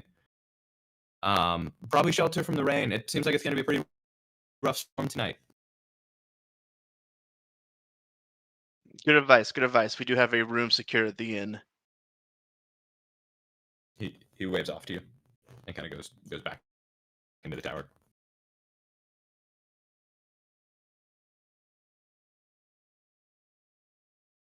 I'll move the guys away a bit, like towards this tree over here. Ask them what do you guys think we should do? I don't like the idea of staying the night when there are two bodies in that room. One body. Did you eat the other one? Did not eat the other one. I only killed one of them. Calm down. Either way, we are three strangers in a town, and there are two dead. And Doesn't we make will for a good survive. look.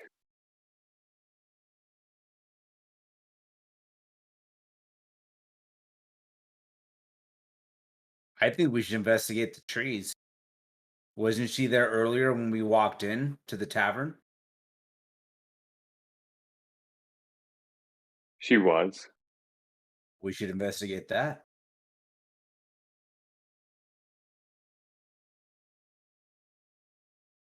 We could give it a try, but I don't know what information they could give us unless they've been tampered with, perhaps. Believe it was this tree, right? It was this one, Okay. as you recall. She was just like up on a lower branch, just kind of sitting up there. I'll go ahead and kind of walk around the tree and maybe even climb a little bit toward the branch she was in, see if I can maybe see any kind of etchings in the wood, anything just kind of out of the ordinary. You climb up in the tree. Roll me investigation.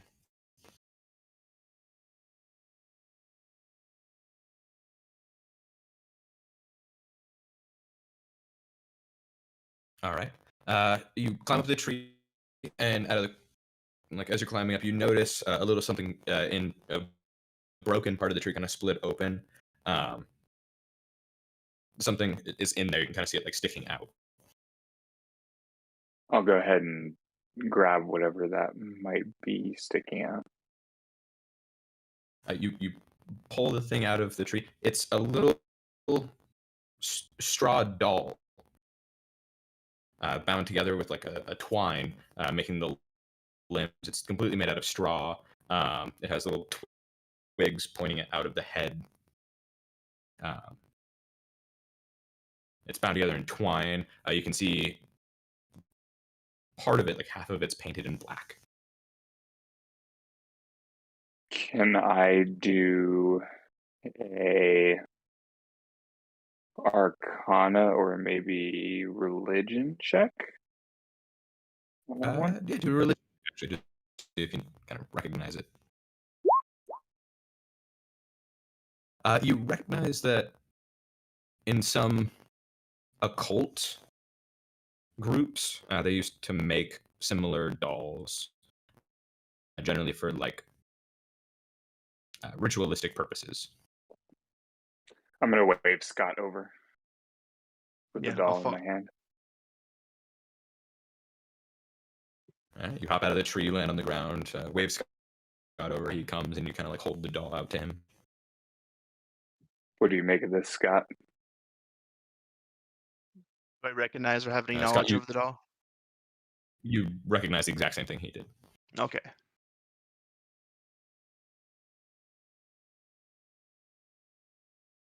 I wonder if she's been practicing herself, or maybe her powers seems to originate from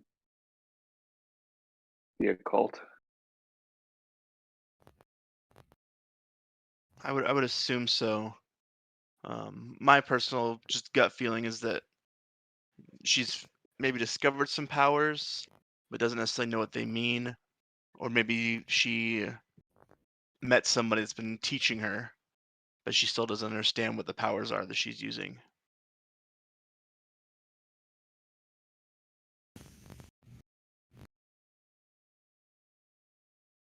But either way, I think she's the key to figuring out what's going on here. And as you're standing there talking, you can start to feel that the rain is starting to come down a lot heavier, and you can see lightning kind of cracking in the sky, thunder as you're talking.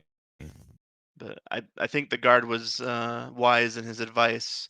Maybe we should go to the inn and stay the night, beginning in the morning. It seems the best idea at the moment. Worst comes to worst, we just blame it all on the lizard folk. Let's retire. And then I will head back to the inn. All right, do you two follow? Yep. I reluctantly follow. After they've blamed me for everything, I reluctantly follow. All right, you make it to the inn. You open the front doors. and walk in. You notice the other patrons that were there earlier gone. And you find the innkeeper, the barkeep, is actually head down, kind of like on the bar. What a drunk. And I will just head straight to the room. Do we know which room and have all that information, or we have to wake him up to get it? He didn't tell you what room. All right, I'll go over there and just kind of nudge him up, like, hey, we're here we need a room. We need the key and know which door to go to. Yes. He reaches down under the bar. You can hear like metal jingling. He looks down under this one. He hands you the key. Go upstairs. Follow it around. Go from the stairs outside. Up and all the way at the end of the hall. So not the stairs your friend is walking up right now. Go outside around. There's some stairs that lead up. Okay, yeah, we will do that. Appreciate it. We'll see you in the morning. Hopefully, you guys are serving some breakfast. Definitely.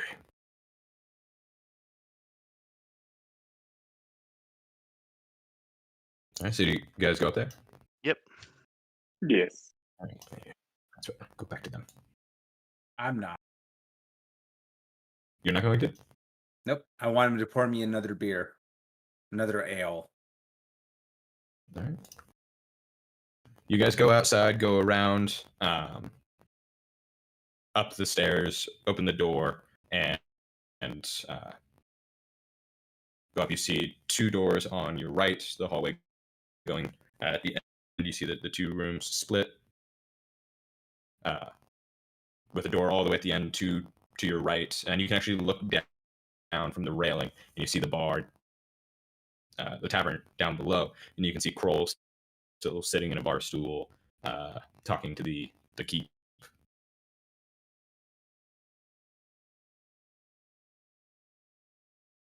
We can see it from where we're at.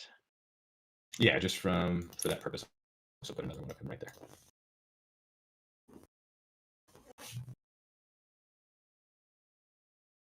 I want to do a perception check how he pours the beer. But another this later, you sure? No, you poured me one earlier and you drank from my coin. Pour two more. I'll pay for it.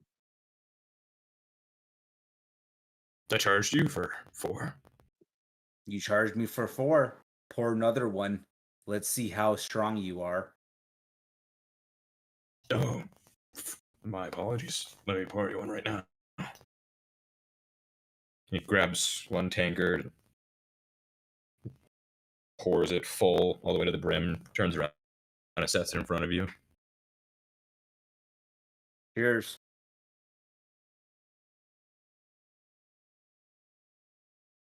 Oh, you want me to drink with you? Yes. All right. Grabs another one. Actually, a little perked up now. Pours it, holds it out to you. So he's pouring a third one now. No, he only poured one. And put it down. And just poured a second one. Since you reminded him, you asked him to do another. And he's holding the tankard out to you. Like, holding it by its handle, just kind of holding it out. Cheers. Cheers. Putting them together, and he starts drinking it back.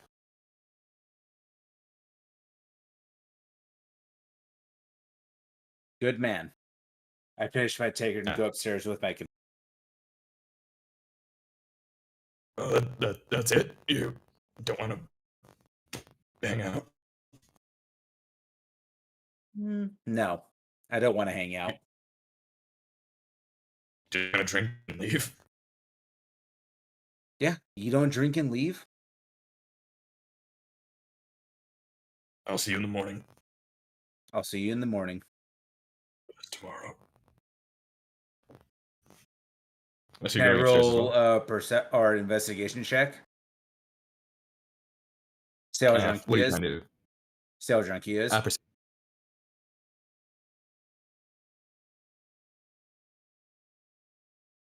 You do a perception check real quick. Okay.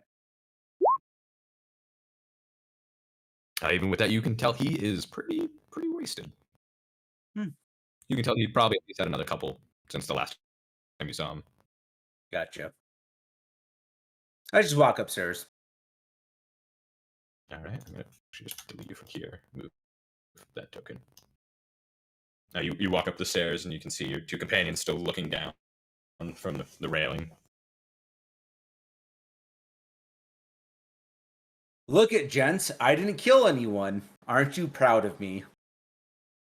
It was quite impressive, the restraint that you showed. There's something amiss here. They don't seem to be on all cylinders.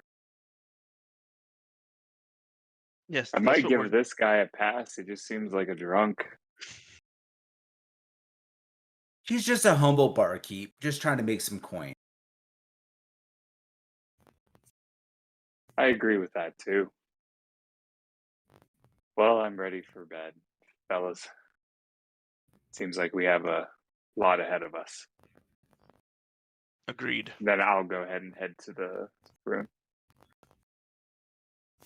All right. You walk to the end of the hall, snatching the key from Scott, push it into the lock, and open the door.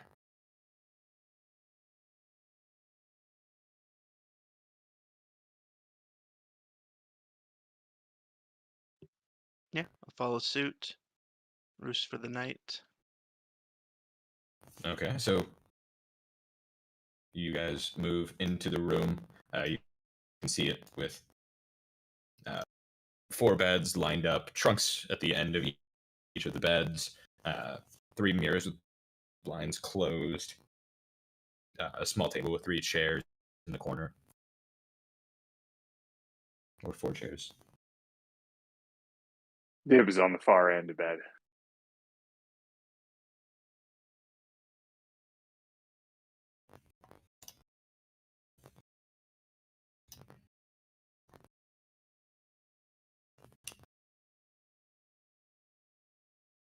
And the 2 of you. I'll Scott sit and Cole. closest to the door.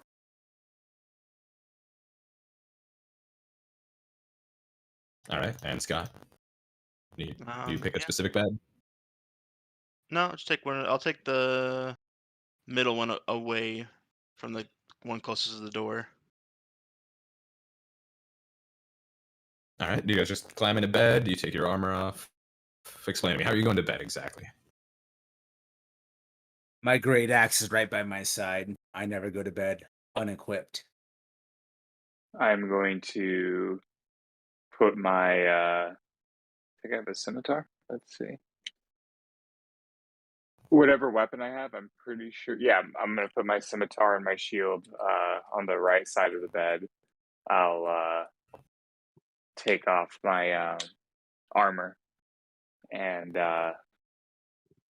boots and the kind of top part of my robe, and just have like a shirt and pants and socks on. Getting comfy. And Scott? So I don't wear armor, so I'll just get into bed. I'll put With my the robe. quarterstaff up against the wall by the head of my bed. I always do sleep with my arcane focus like wrapped around my hand. Okay. Cool. Let's put you in your bed. Perfect. All right. And y'all just doze off for the night? Yeah. Yep. Jake sleeps at the foot of the bed. Just weird. He sleeps upside down. I mean, maybe it's All right right, side well, up. Possibly. All right. And so all of you sleep through the night. Actually, what is all of your passive perception? 12 for me. 12. 14.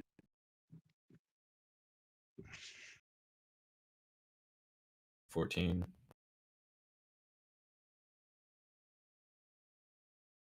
And cool. That's bottom middle left of your character sheet.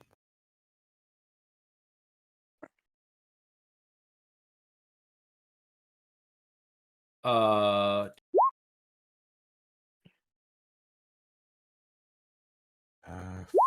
So 14. Got it. Because you have a +4. So you have perception. Look to the left of that. You should see passive wisdom, parentheses, perception. But it should be 14 since you have +4. yeah. All right. So you all sleep through the night undisturbed. You can hear some roosters cawing in the morning. Look outside. Dim light outside, kind of peering through the windows with the shades. We'll say 14. Jake, what was your passive wisdom? Mine? 14. 14. And all of you. So Jake and Kroll, you actually wake up first. Scott, you're still kind of sleeping. The two of you wake up. You wake up. You feel off. You feel a little weaker. You kind of look around the room, and it almost seems like there's a mist, a fog around you. You can't see as far as you would normally. And you kind of have like a fog in your head a bit. I also feel like something's kind of missing. Like you feel off.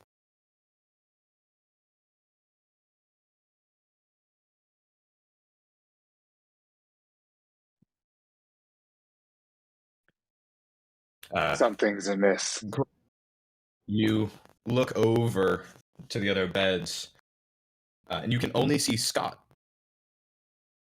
lying in his bed, still asleep.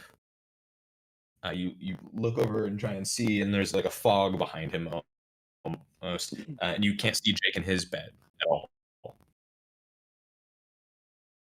Something's amiss. I'm going to go ahead and cast You that. look over and you can't Kroll either. You instantly cast Detect Magic. You look around and look at yourself. No magic whatsoever. Was I sleeping long enough for it to count as a long rest? Yeah, it'd be a long rest. I will go ahead and do this as well. I can use this when I finish a long rest. So it's the long rest. I get all my hit points back, right? I put you at what you should be. So you did heal those 4 from the hit. Yeah. Question You did. 2. I have 52. I should have 62, I think. Is that? Oh no. Yeah. Is that on purpose? You feel like something's missing. Okay, You that's feel what weak. I thought. Consult my star. Yeah, I'll go ahead and consult my star map.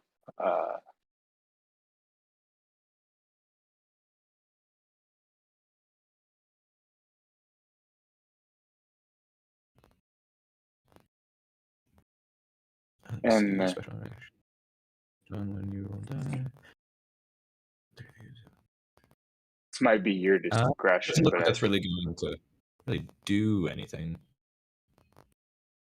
it's weird. It looks like maybe it's your discretion. His reaction. I guess I can bonus use it. So it doesn't look like at you finish a long rest. It's just you have this as many times as your proficiency bonus, and you regain all of them when you use a long rest. Okay, I thought this was like all specifically when a creature makes an attack roll. Okay, then forego that. I just cast Detect Magic, and since I can't pick up on anything, I guess that'll be it. And you can't see Kroll at all. This fog around you begins, and you can't see him at all.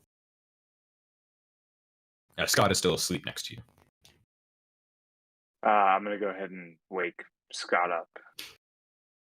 Scott kind of get shaken awake. What's going You on? wake up What and happened? look directly at Jake. You can feel your mind clouded a bit, and you just look at Jake. I fear the effects of this Something's town. wrong, Scotty. Yeah, the effects of this town are wearing on us. We should either figure this out quickly or leave before we become enslaved to it. You're damn right. Scotty, make a an insight check. Insight check. Insight check. Boom. You sit there and kind of ponder over what's going on with the fog in your head. It does dawn on you too a bit. What if it doesn't stop when you leave? Yeah, so probably best if we figure this out and figure it out quickly before we end up lost to ourselves. Yes. And I'm gonna go ahead and put my armor back on. Take the time it takes to do that, and throw my robes back on, and get my scimitar on my buckle, and grab my shield. All right. Then I'll see if I can. Scott, you can and Kroll. Kroll, are you just still lying in bed? Okay, so he's just lying in bed. Scott and Jake. So you put on your armor. Scott, you kind of just watch him put on his armor. This is getting Is really Kroll weird. sleeping? You look at Kroll and he's just staring at the ceiling. His eyes kind of blank. Kroll, I'm gonna grab him on the trap and shake a little bit. Hey, come on.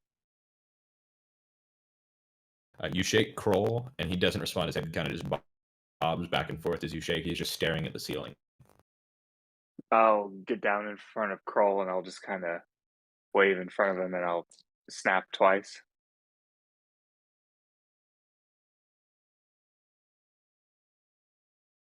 Kroll, All right.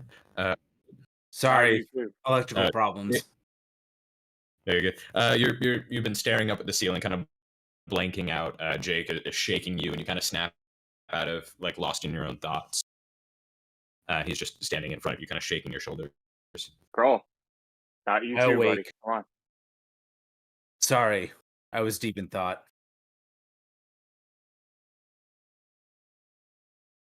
Kroll, something's not right. We need to get out of here. Yeah, we do need to get out of here. It's that fucking cat.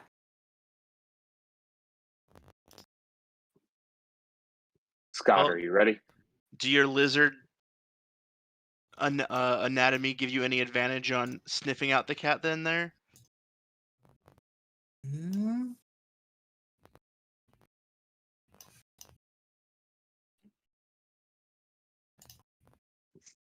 I'm on that.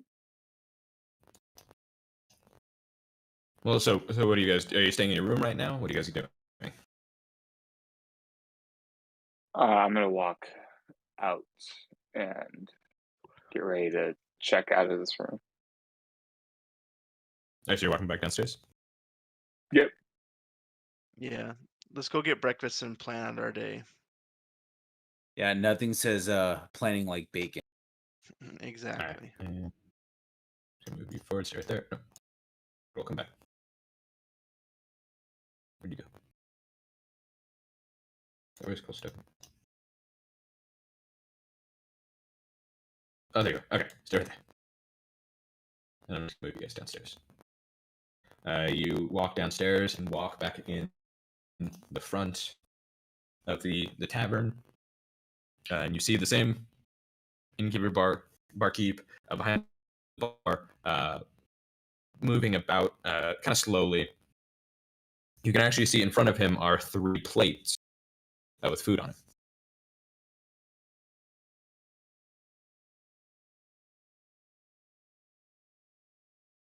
Are they the 3 plates that we had earlier when we walked into the bar? No, as you approach, no, they actually have food on them. It's actually kind of steaming a little. Looks fresh. Well, hey, buddy, are those plates for us? Yes. It's been a while since we've had some guests, so fix you up a nice breakfast. Asked the cook to have it ready for when you woke up. We heard the rooster call, so we started cooking. Eggs, bacon should work, hopefully. So I'm gonna throw him 3 gold pieces. Say a gold piece for the breakfast, 1 for you, 1 for the cook.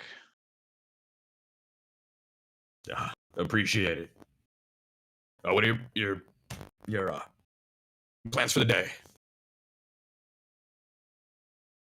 Well, do you know a little girl named Annie?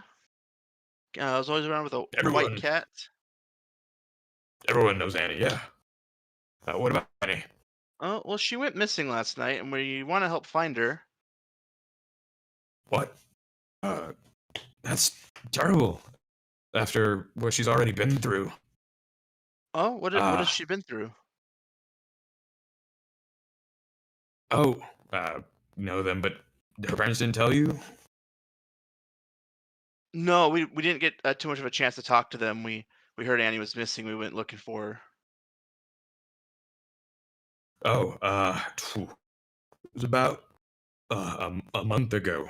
She got better. For a couple of years, she was ill with something. It was just waning at her strength. Uh, Doctors kept looking at her. We didn't know that she was going to end up making it through the last couple seasons. Just about a month ago, she got better. So it was a miracle. It's sad to hear she's gone missing. How are her parents? Worried, but they're hopeful that she's just out playing. Um, when she did, play before she got sick, did she have anywhere she would go specifically that you know of, or maybe where local kids like to play out in the woods, anything like that? Uh, yeah. Well, she would well, she was sick, so for a couple of years. So she didn't really play with the other kids. She's only about 9 now, 10. Uh, Before she got sick, but she primarily helped out around town as a kid. Her parents let her kind of help out, and everyone loves Annie. Especially her dad fought for the kingdom's military for quite some time. He just retired a few years ago.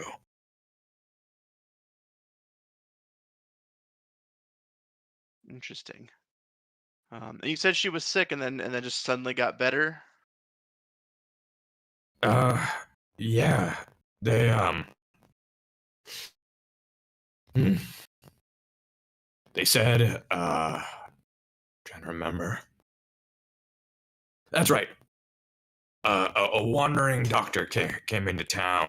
He was just passing through, and he knew right away what was ailing her. Treated her in just a day. And right after that, she perked right up. This doctor, was he or she somewhat like me or my owl friend here, a master of the arcane, perhaps? Uh, uh, I don't know. He was a tall, lengthy fella. Kind of looked a little sickly himself, but guy was smart. Was he contracted by the parents, or was he? Does anyone have any information on him? Perhaps we could obtain some knowledge from him if anyone has anything to try to connect the Uh, dots. Oh, I recall. He actually stayed here. Up in a room. He brought a trunk with him. Didn't leave anything behind. What was his name? Oh, it was Dr. Hundland. That's what it was. He bought a room for a night. No contract to my knowledge, if I recall. He just came into town. Ran into her parents or something and said that he would help. I think he did it for free.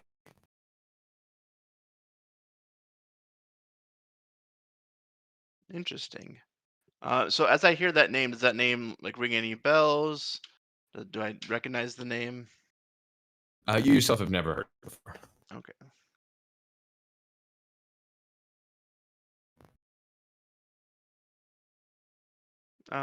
And he left. I'm assuming right after he healed her.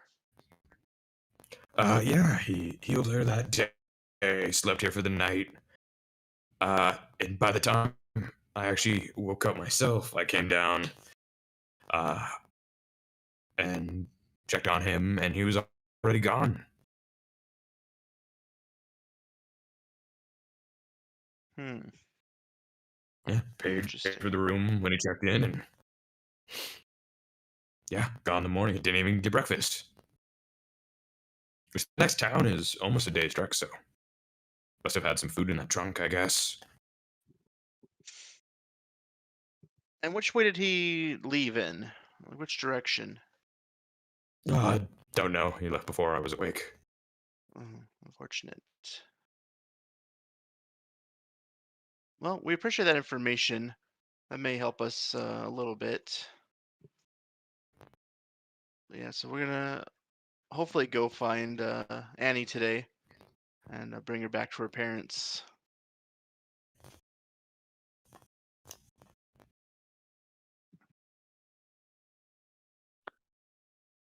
I'll Yeah, go ahead and yeah, please go check on them. They must be worried to death. I know after she got healed, they were so ecstatic. It was honestly a miracle.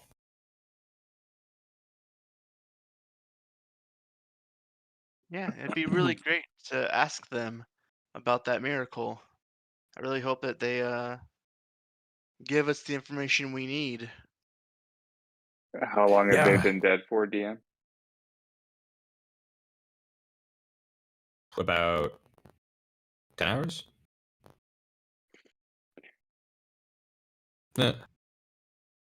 8 hours. About you get some sleep. Full later, so you get like 7 hours of sleep. Okay. Well, I'm gonna eat my food. Yeah, and enjoy. After you talk to her parents, if they found her, please let me know.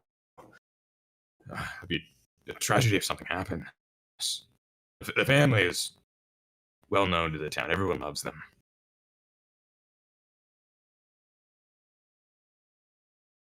Anything else I can get you boys? Oh no, we're good with this. We're good with what we got. I heard them say her name earlier. Grohl, would you like another ale on the house? On the house, I'd love one. All right. He walks over and grabs 2 tankards and fills them both up to the brim. Puts one down in front of you. Holds out his tankard. Cheers. To an Cheers. early day. To an early day. Starts drinking it. I drink mine as well. When I'm done with it, I kind of lean over to my my friends and go, "He did this earlier when we came here last night. He did the same."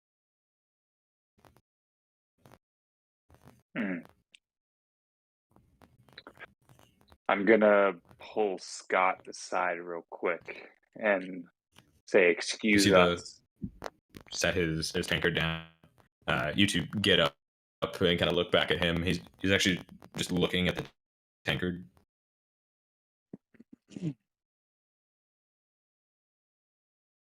I'll pat Scott on the shoulder and say a word, and then we'll kind of drift over into the corner.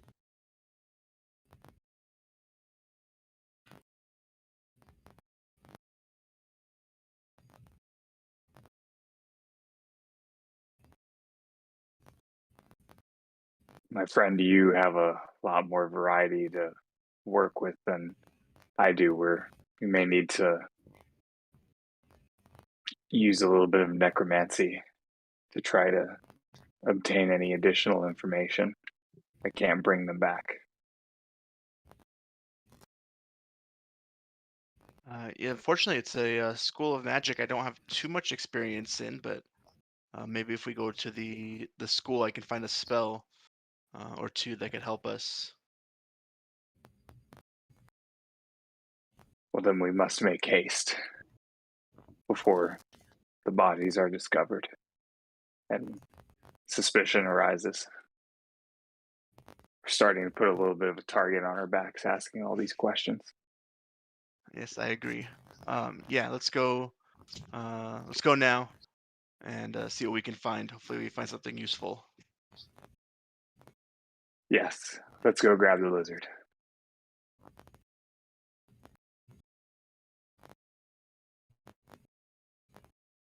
Then I'll pat Krull on the shoulder and say, Krull, we need to go to the school.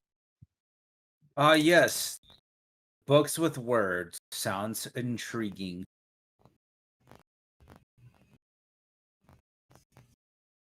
It's intriguing.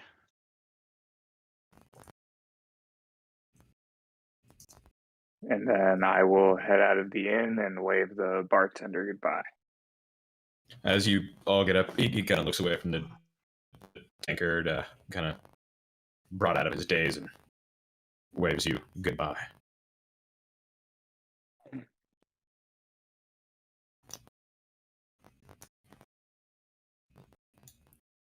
All right, so the three of you leave the inn.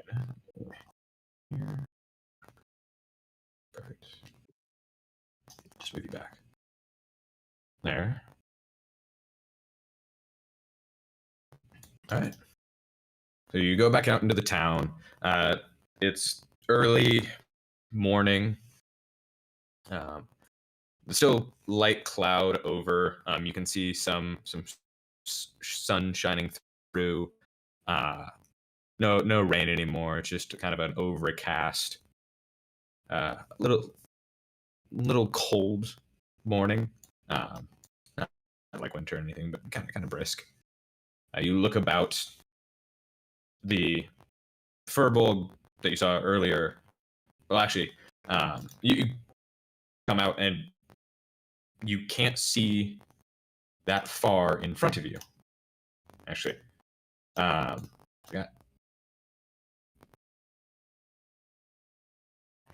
Let me.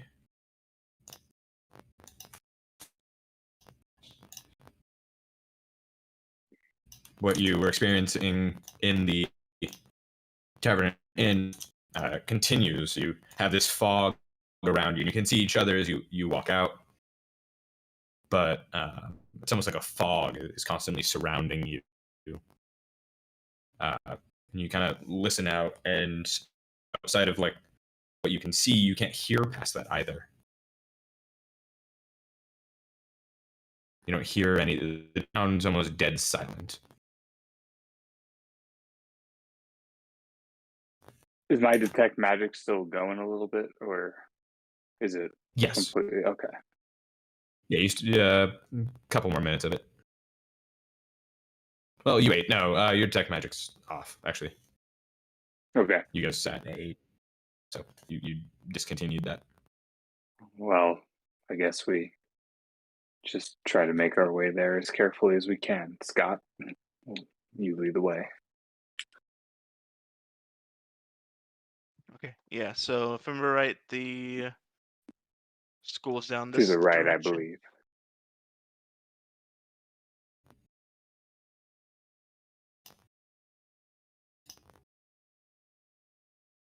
You guys start making your way through town. It continues on.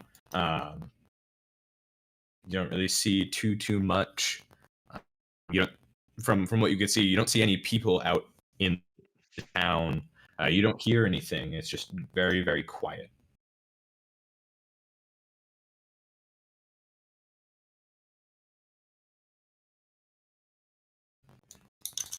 Is it kind of raining? You said, or just like kind of just like sprinkling a bit, or Yeah, no, it's not raining anymore. It's just a nice overcast.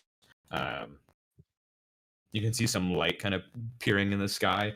Not raining anymore. You can tell that it's morning. Like, you do see some light.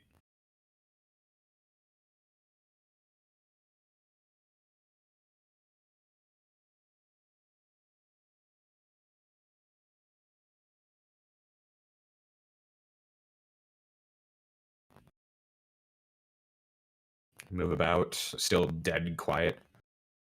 Grohl, you actually turn around the corner and you see a woman tending to some straw, bundling it up into. Looks like she probably sells it or does something with it. She's bundling up the straw into Brussels box straw. Does she seem to be on board, or it's like bundle? She's moving very slowly as she's doing it. You see, it looks like she just started. She's got some rope out. You can see a bunch of just laid out straw. She's kind of like bundling it together, like trying to get it into form. But you do see a few next to the establishment as you walk up already, kind of nicely bundled together. Don't know how long it's been there. You can't tell it's wet, like it's been outside through the night. Okay.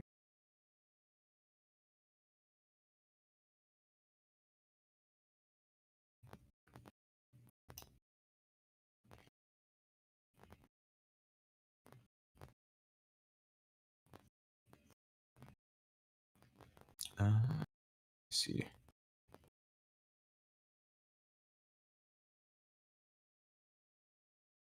Actually, real quick, guys. Just take a quick 5-minute break. Use the restroom. Come back. We should be able to finish it up here in the next little bit. We'll take a quick 5-minute break. Okay. sounds good.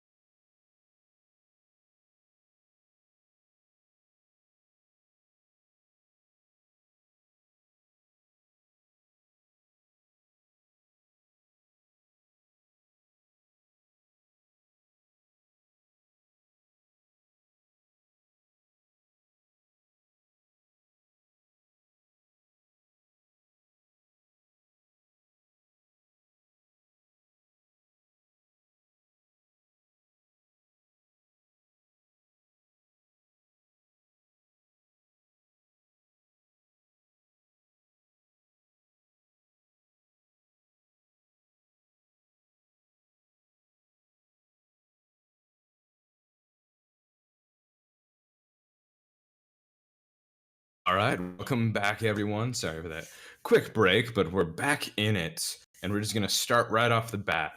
Kroll, you pet a woman, bundling up that hay into some bales.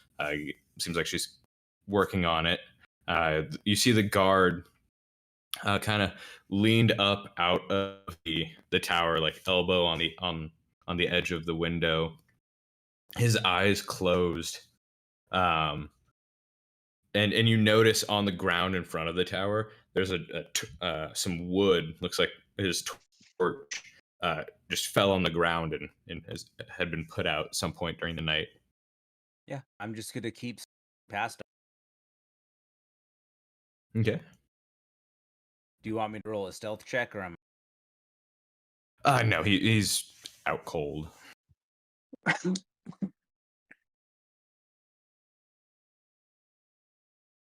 So where are you going? What are you doing? I'm gonna go to about this right here, where everyone to come up.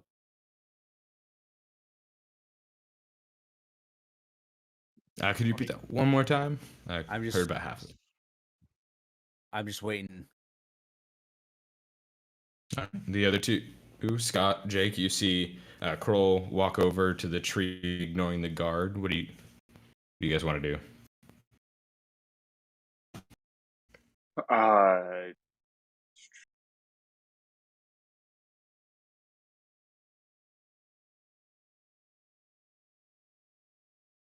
gonna consult Scott, see what he wants to do. Should we take a look at that guard or keep an eye on this one? Well, I mean, there aren't a lot of people out, so maybe we should see why she is out. So just give her a quick greeting and see what she's up to. Hello there. I'll go ahead and greet her. She quickly darts around. Hi. How can I help you? Are you here to buy some hay? Not at the moment. We Oh. are three adventurers. We're here on business, and it's been some strange goings on in this town, and it just seemed to keep getting more suspicious. Oh. What's going on with this fog? Oh, you're kind of foggy too? Yes, we awoke like this not very long ago. Oh, I don't know. It's been a couple weeks.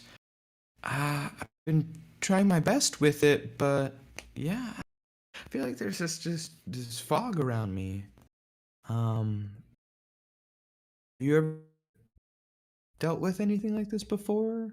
Can you help? Definitely trying to help. First time. We're doing our best. Has this been going on since little Annie got better? Oh, Annie? Uh, I guess it was a couple weeks after she got better, which was amazing. Really a miracle. I'm kind of close to her family. They just live right there to me. Actually, I would go ask her dad. He was an officer in the military. He might know of something. I don't know.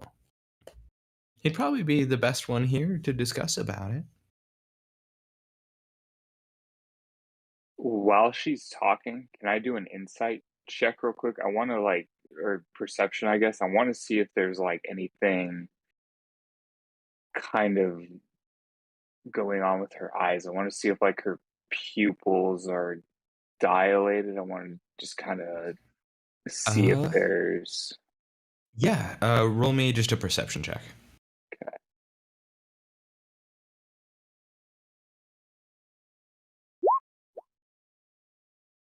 You look at her as she's telling you this, her pupils do seem kind of enlarged, but almost like you can see almost like a haze over it.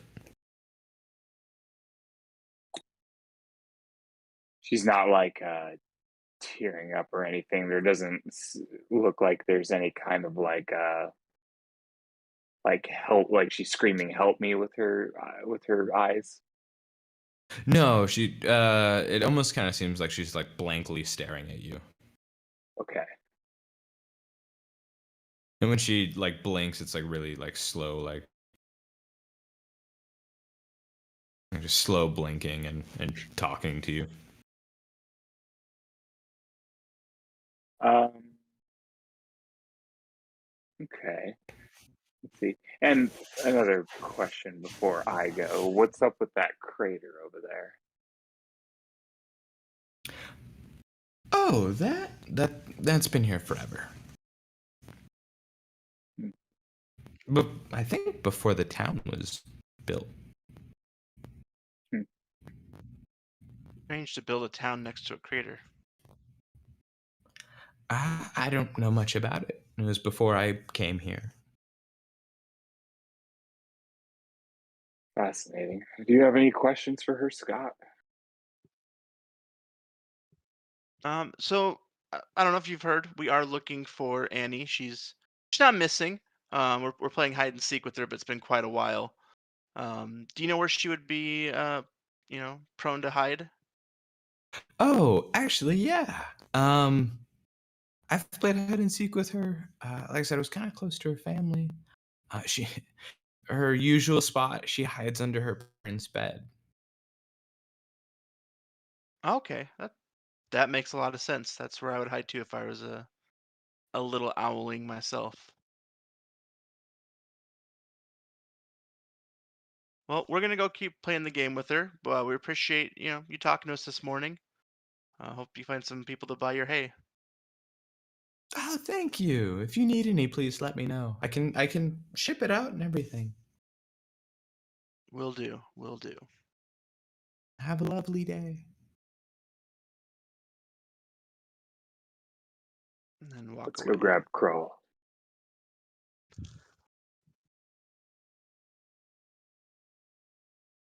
Well, do we think she's still under the bed right now?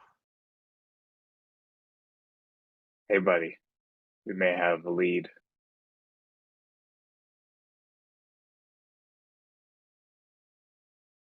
Oh yeah. No. Tell Scott I think we should go take a look back in the house. Okay. Yeah, I think so too. I think that would be. I think if she did hide, we didn't see any tracks of her leaving, so she actually probably never left the house, and we didn't really check. Shall we do it undetected again? Probably our best bet, yeah. I'll go ahead and cast invisibility at a 4th level. Okay. Make all And of you us guys just invisible. walk up to the house. Yep. All right. You walk up, and the front door is closed. As you walk up, and you actually don't remember closing it. You're pretty sure you left it open last night.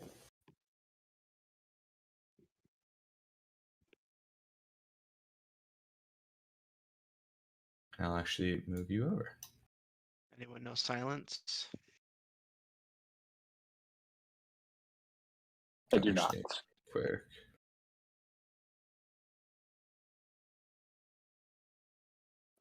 The window that was open, is that window still open?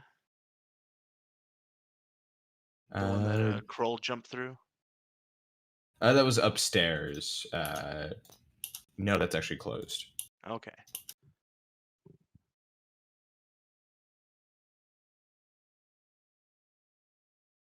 You Well, want me to door it in? say it again? You want me to smash the door in? No, let's not do that. Let's not scare her any more than we need to. I'm just gonna go ahead and I'm gonna no, we can't do that. I'm just gonna go ahead and open the door. Um, it's a latch or a knob, whatever it is. I'm just gonna open the door, maintaining invisibility. All right. You open the door. It's not locked, and it just turns and opens.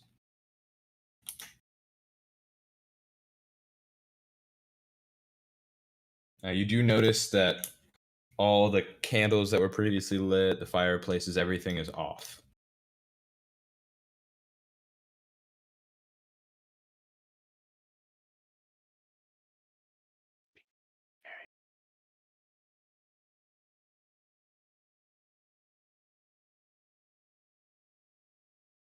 Oh, and then, am I the only one that I'm a whisper? Caesar. And I'll point. You hear from the other room. Do come in. I know you're there. No raid. Come here. Going. As you approach and just look, you can see both of her parents lying on the ground, lined up next to each other. This is who Hello. could have done this? And it's Annie, right? Annie's your name? Yes. So, why? Why have you done this? Well, let me answer your question with a question. What have you done to the town? I haven't done anything. Everyone here, aside from yourself, seems to be just a little slower, a little weaker, um, and you seem to be just fine. And unfortunately, as we were investigating that, your parents were killed, um, and so because of what's happening, they were a casualty to that. You, as you ask her that question, you see Damien, her cat, jumps up under her shoulder, meows, and looks at her, then looks at you. Oh, well, you see, we to feed Damien takes a little bit from everyone. Nothing that they'll miss doesn't harm anyone. So no one was in any real danger. Well, you're right. It's the cat. Go for it. Damien jumps off of her shoulder. But Damien says that we can't stay here if you do. So I'm sorry. Just know that I'm sorry. And we'll take good care of you. And as she says that, your vision, like everything in the room, kind of goes dark for a second. And then flickers back.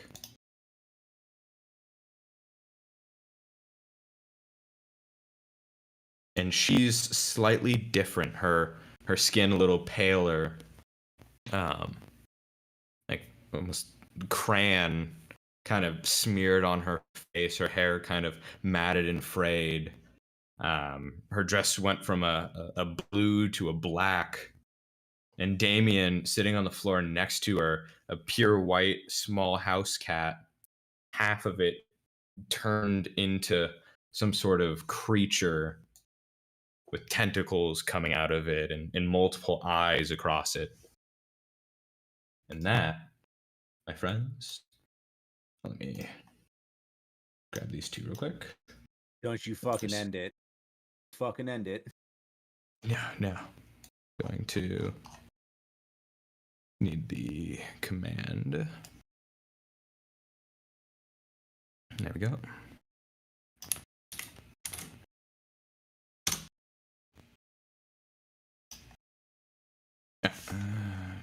Ship this up.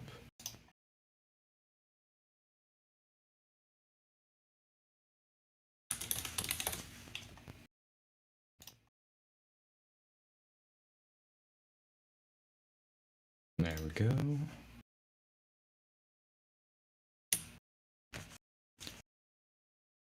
Start that, and just need to grab your tokens. And we start combat. I don't know why there's 2 rolls. Yeah. Going to... Why are there?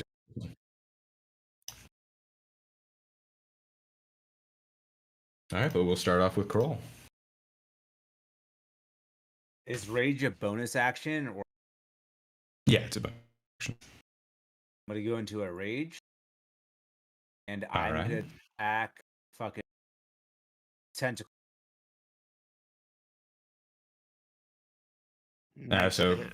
you would run up to it.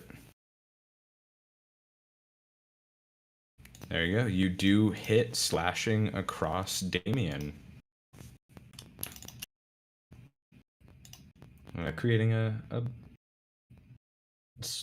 wound across Damien.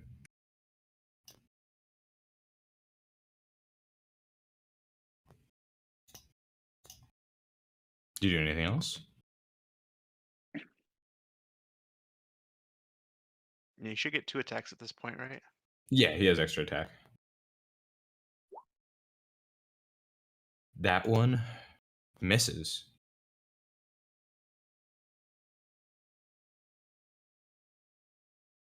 As you swing, Damien kind of just jumps over the axe. All right, and you can actually, where it says Kroll's turn, there's a little check mark, and you can actually click on that. I know this one's new to you. So you just click the little check mark. There you go. And he looks over at you and screams out. And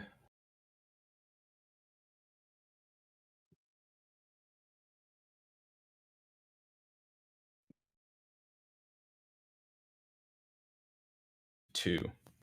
She puts her hands out, and you see just this almost clear magic in her hands, and fires a blast at you. It kind of just goes off in a random direction.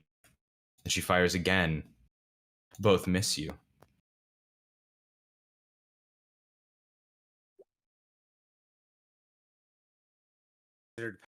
Baby.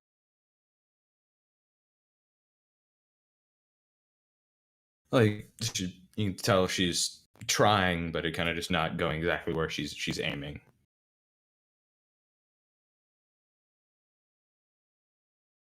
And Jake, it's your turn. Let's see. Still invisible. I will.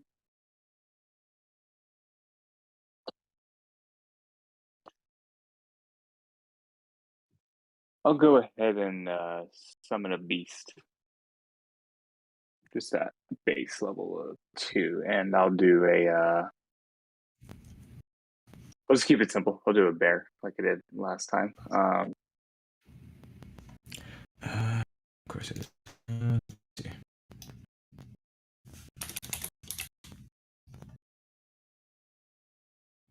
I want to apply an image to it, but you summon your bestial companion.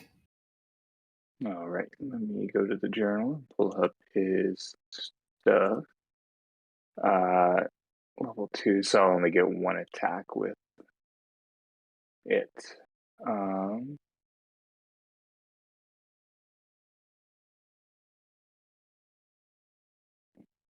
Normal.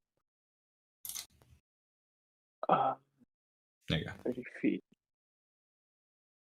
5, 10. So that's all Jake can do.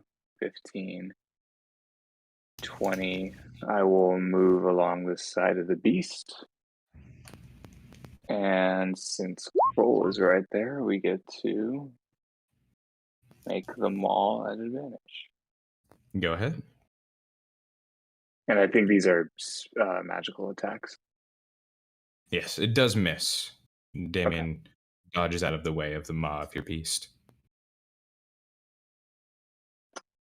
That is it. Damien, around him, you can see the tentacles kind of whip around, one at Kroll. He moves out of the way, dodging it. The second at your beast, which hits. And do your beast a strength save.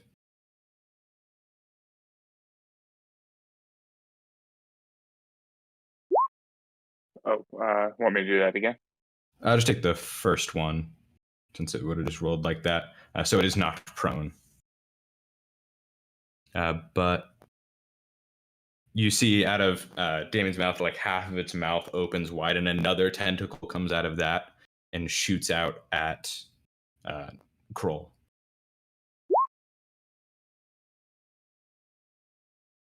This one hits, dealing 4 bludgeoning damage to Kroll, and the tentacle wraps around you and restrains you as it just wraps your body. It's a unnaturally long tentacle coming out of the beast. Scott. All right. Well, if that's the case, I'm going to at a 3rd level magic missile. So it's going to be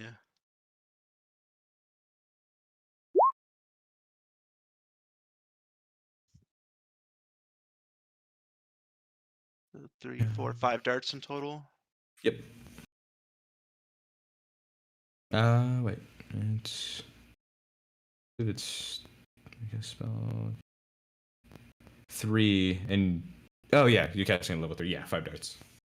Perfect.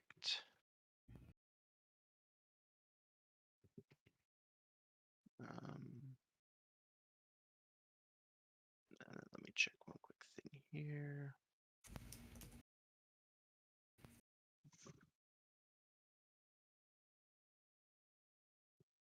Yep. So that will be my turn. All right. All right, you are wrapped up in this tentacle Kroll. What do you do? Do I save? Yeah, you can out try and escape Kroll? from it. You would do either an athletics or an acrobatics check.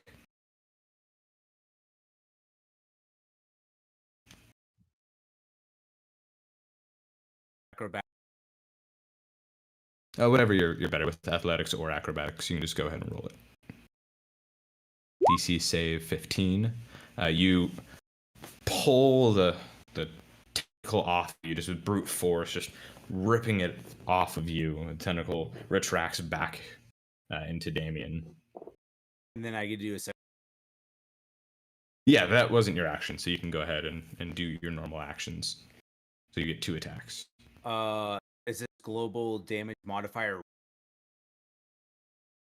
So yeah, you would check that and then do your attack.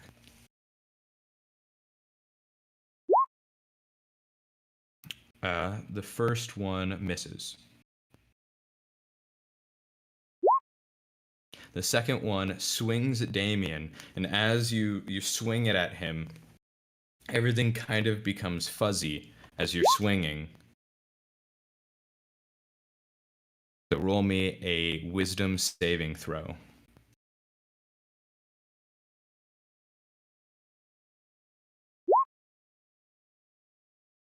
Roll me a d10. Actually, I'll just roll it real quick. So an 8. Is that reduced rage?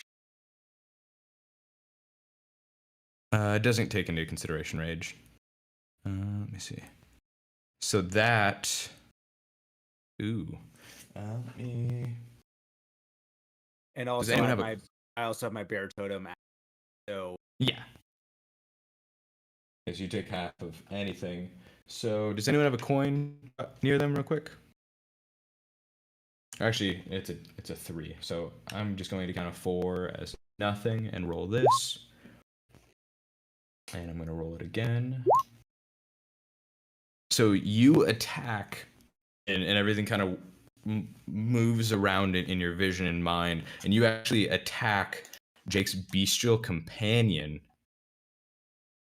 killing it. The effect from the confusion.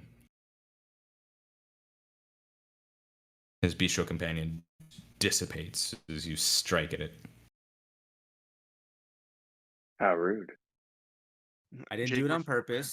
We're Do it getting a on new purpose. companion, Jake. And do you do anything else, or do you end your turn? Roll. I think that's all. All right. Here, I'll go ahead and click it for you. So we go to Jake. You just watched Kroll. Oh, actually, I think we both clicked at the same time. It should go to Annie. So Annie looks at Scott and Jake. You notice that she can actually see you. And around you, she lifts her hands. The floor below you starts to turn black and kind of bubbling. And you notice she casts Hunger of Hadar under you. So both of you roll. Did I counterspell it? You counterspell? Yep. That starts to come through the ground, and you just push down with your magic, and it dissipates. And she just like looks at her hands, like, what? She looks over at Damien. Did I do it wrong? Now, Jake, it's your turn. Choices.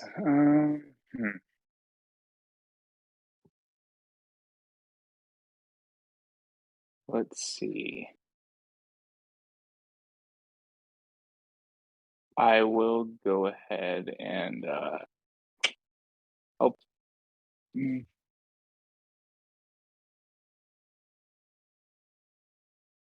Throw produce flame cantrip at Damien.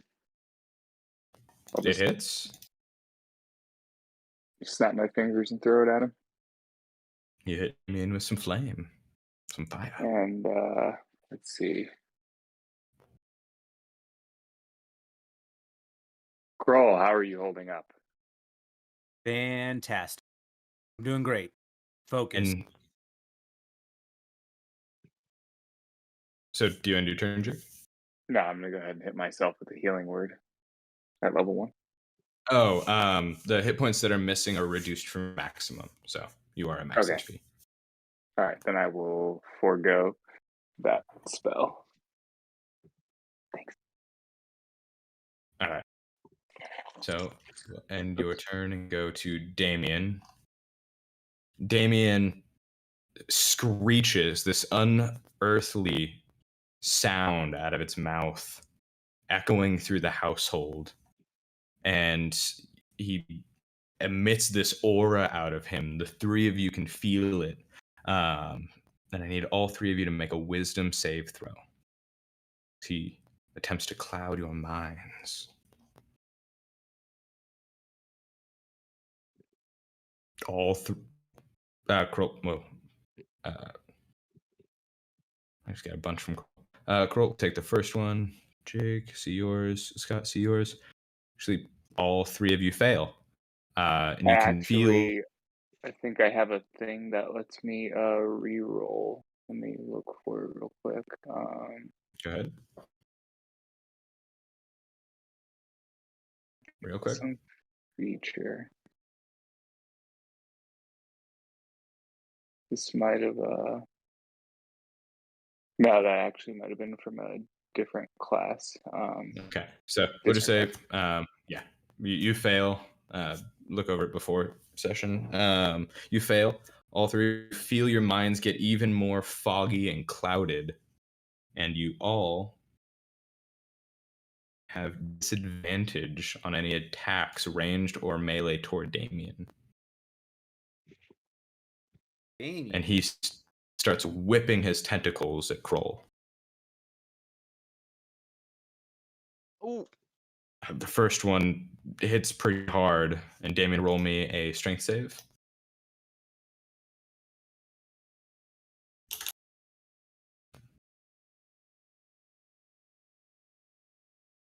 Damien, or I mean not Damien. Kroll, roll me a strength save.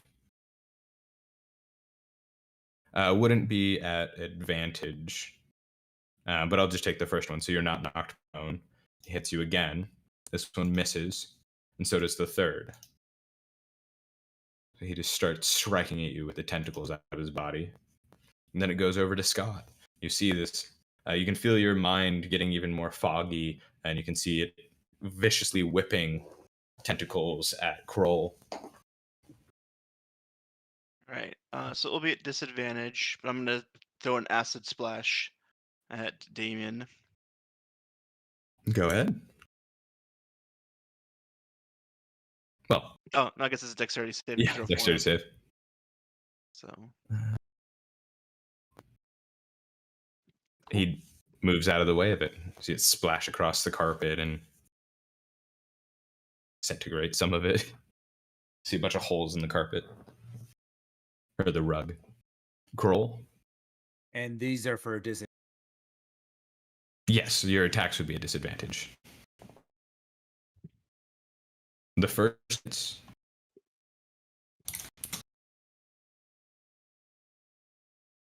I think you unchecked your rage modifier, so just add the 2 damage to the first one because it hit. The second one misses.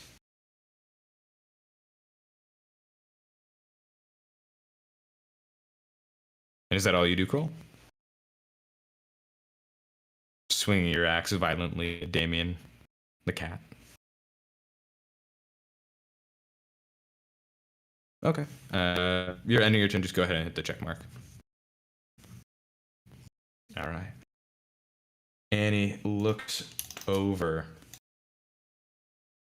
at Scott, who had just tried to acid splash Damien, and fires off more Eldritch blasts.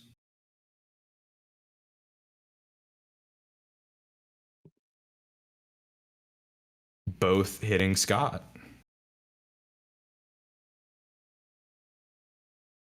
For 12 force damage.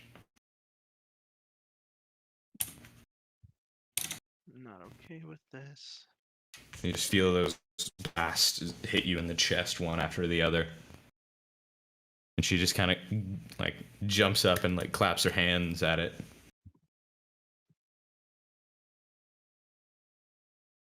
Jake?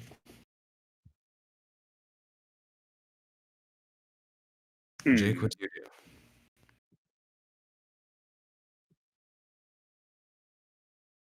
I have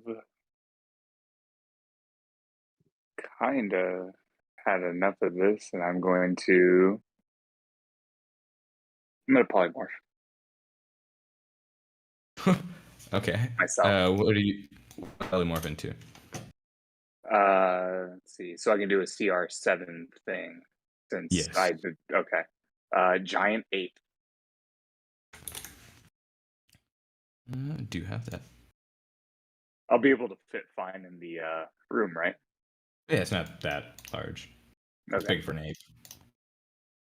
So it's not literally giant.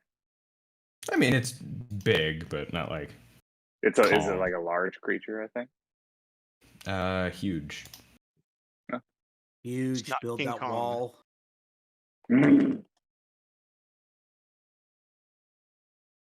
Just center it right there. I'll grab his character sheet real quick.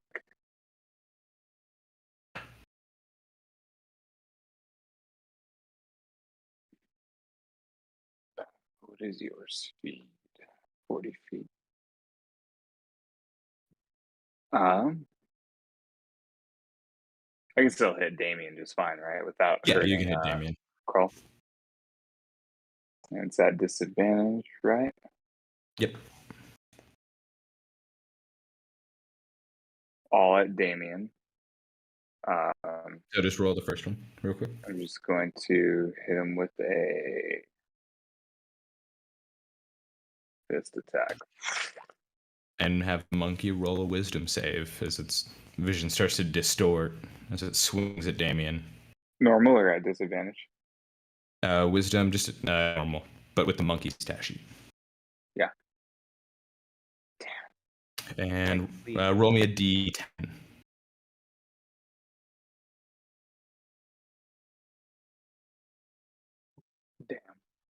Damn. With that, your monkey swings and stops and kind of catches itself and takes no actions now.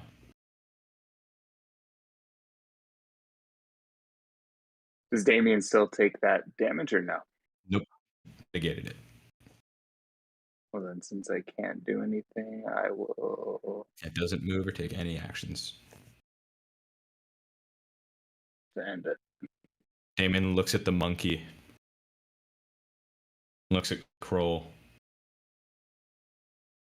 One of its tentacles whip at Kroll. It misses, but two whip at the monkey. Both hitting. Roll me 2 strength saves for the monkey.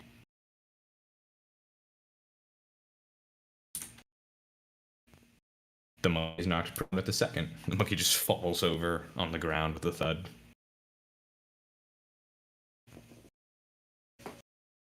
Scott? Alright, I'm going to... And this is aimed at Damon. I'm going to throw a Tasha's Mind Whip at him. And he saves. What is going on? Okay. I'm going to move down. Does it take half damage, if I recall, still? Let's see. Successful save takes half as much. Okay. Okay. So he still takes 6 damage. Oh, actually, you hit him with the whip, but you notice it does no damage to him. Cool. All right. All right. I'll yell to Jake, avoid psychic damage. He's smarter than we are. And I'll dip behind this bookshelf and my turn. All right, Kroll. This highly intelligent tentacle kitty is in front of you. I'm not fucking still distant. Yep.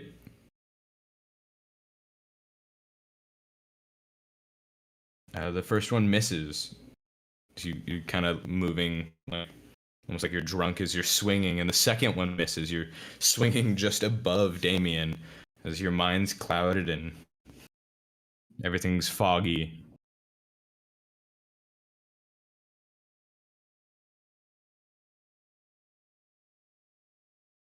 Anything else, Kroll?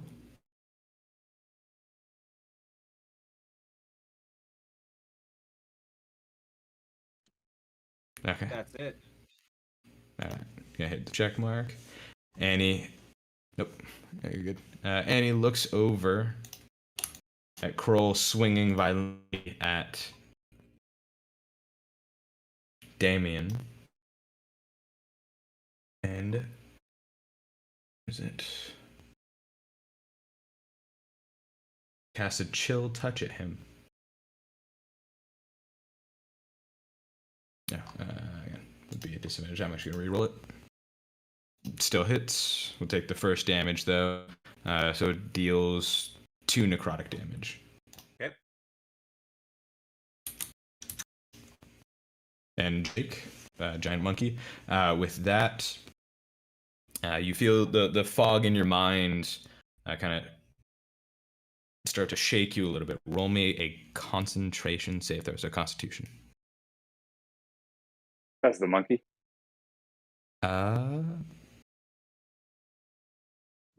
Yes.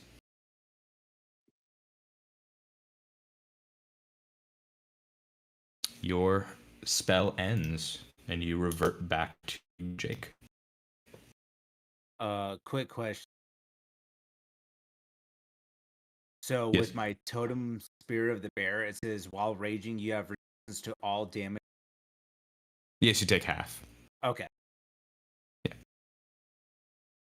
Is that all my Jake? action economy? No, it's just that your spell ended, so you're just back to Jake.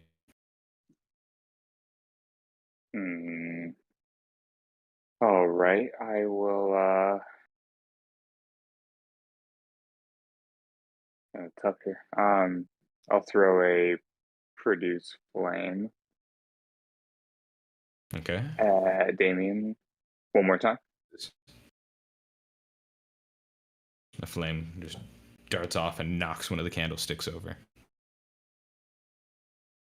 And then I will send a healing word to Kroll. All right. Try to heal Kroll a bit. Go on. For 5.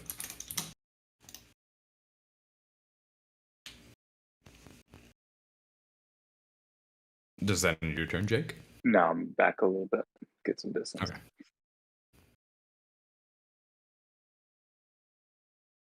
Look, And go ahead and click it if you're done. The cat, its tension still on. Kroll whoops once with its tentacle, hitting Kroll, and roll me a save throw. Strength. Doing 4 bludgeoning. It would be at normal, but you do save. So it whips you again. And again. You dodge both. The tentacles slap the ground next to you. The cat hisses at Kroll.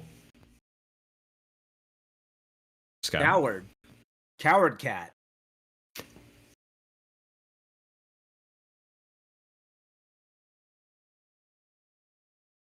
Scott, you hear all this commotion. What do you do?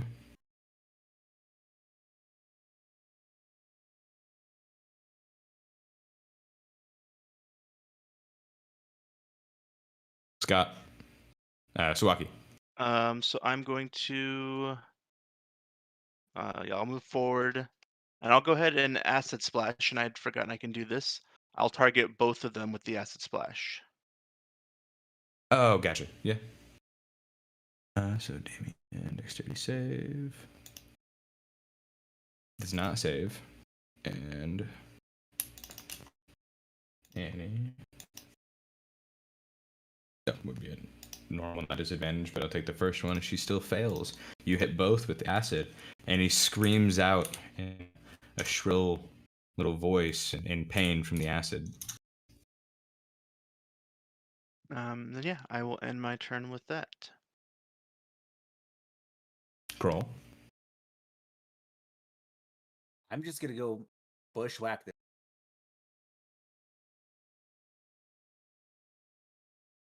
You miss with the first swing.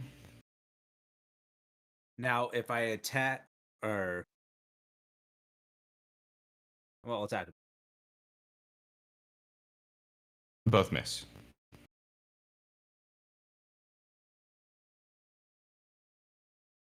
Turn.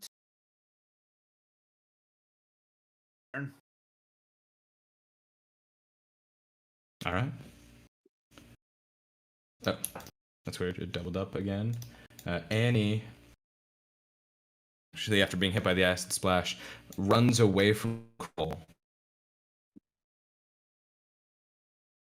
Runs to the corner.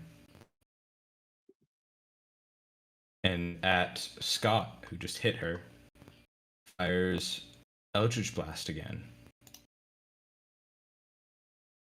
The first one hitting for 2 force damage. And she yells out, "Leave us alone!" Jake, it's your turn.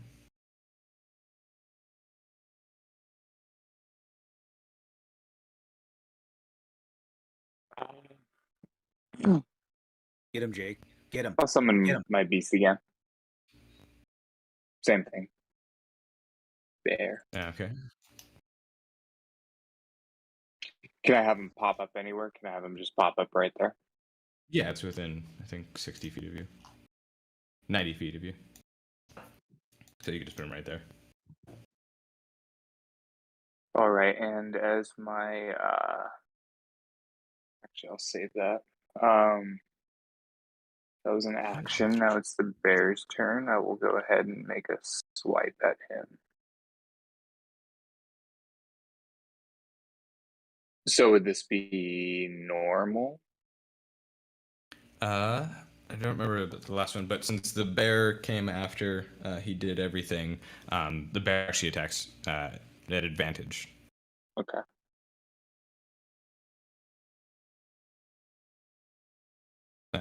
So that misses. And that will be it for Okay. us. Damien, noticing the bear next to him. Again, 2 tentacles whip at Kroll. The first one hits, striking Kroll in kind of the side of the neck. You can feel the sting of it whip and make a con save. I mean, a strength save. My apologies. Normal. It would be at normal, but we'll just take the first one that you rolled, so 12. So you do fail, so you are actually knocked over prone. And Damien realizes that you fell to the ground with this strike, and the big tentacle shoots out of him and tries to wrap around you. And is successful. Dealing damage and wraps around you, so you are now grappled. And restrained. Scott? This Eldritch tentacle beast is whipping and wrapping around Kroll. Annie's over there, tears in her eyes, firing Eldritch Blast, telling you to leave her alone. What do you do? Kill the child. No, not kill the child. But yeah, we're gonna focus in on How do you Damon. even say that on the internet? So I'm gonna go ahead and at level 3 cast a magic missile. So that should be 4 missiles in total going at him. You said 3, wouldn't it be 5? No, 3 plus sorry, level 2 2? is what I meant to say. Level 2, okay. So Level yeah. 2. So 4 missiles hitting Damien. They start striking at the cat. You can see in the side that's still kind of cat, green blood leaking into its fur and discoloring it. Finish him. To get out of grapple, is that a strength save? Athletics or acrobatics.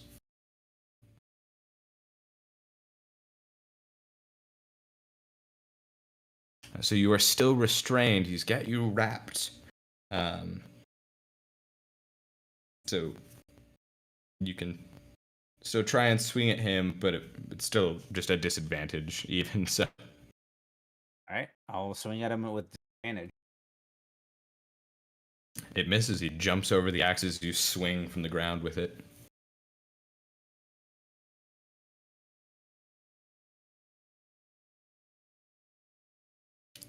Annie, seeing Kroll on the ground, runs over to the side and points her hands at him, lying on the ground, and just starts firing away at him.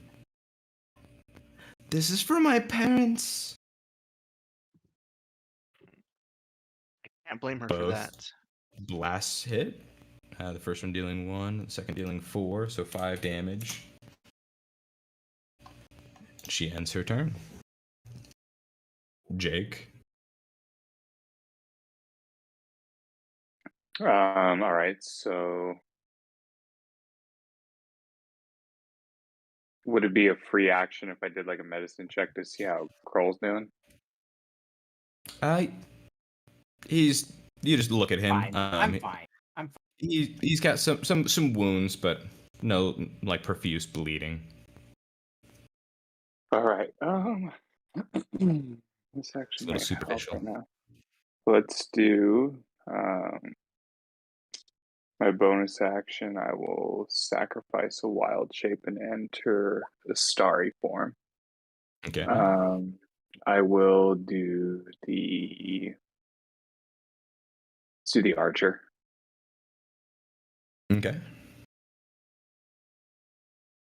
And as my action at level 1, I will fire a guiding bolt toward Damien. Okay. That won't hurt Kroll, right? No. Disadvantage. Actually, let me do a produce flame instead. Okay. Still same thing. Yeah. since you're under the effects of his cluttered mind. It misses. You fire your produced flame. It turns into a golden bolt as you shoot it, made of fire around it, and it shoots off and misses, kind of dissipating just after Damien. All right, and then I will kind of come around Damien a little bit so that my back's not to Annie, and have the bear make the attack. You used your bonus action. Oh wait, no, never mind. I'm sorry, think No, of it's something a else. Go separate ahead. Yeah, separate thing. It misses its strike. Okay, that's it. Everything's kind of warping around the cat, where you almost can't see exactly where it is. Its tentacles kind of violently going around it, whipping at everything. One of its tentacles whips at Kroll on the ground, striking him. And then a second, hitting him again. You can feel the stings below each tentacle. And then one of them strikes over at the bestial spirit. The bestial spirit chomps down on the tentacle as it whips toward it and bites into it, ripping off the edge of the tentacle. Green blood spills over on the ground.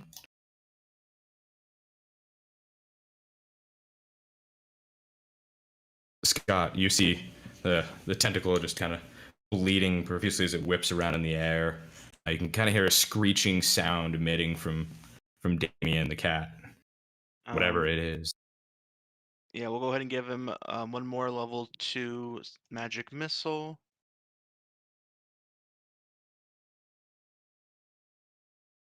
So hitting him with The 4 bolts spread over and go around Kroll. One strikes Damien, knocking him to the side. The other knocks him back, and the other 2 hit him again.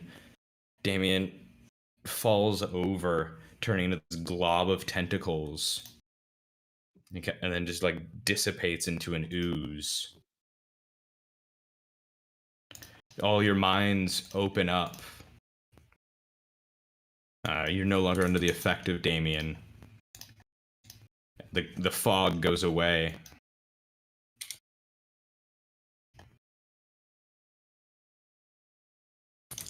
And you hear Annie crying over in the corner. She rushes over to Damien, like drops down to her knees, and just like touches the puddle. I'm gonna go try to console her. As you reach your hand down to her, you touch her back. She doesn't do anything. She's just crying, kind of like holding it. Like getting some of the goop in her hands, just crying. You can see the red crayon or whatever's on her face just bleeding and like down her face with the tears.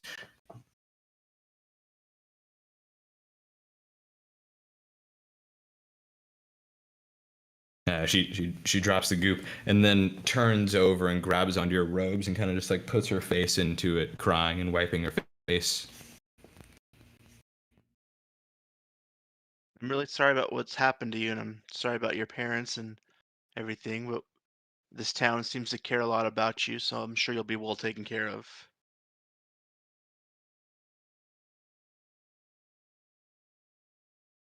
She's just sitting there crying into your robes.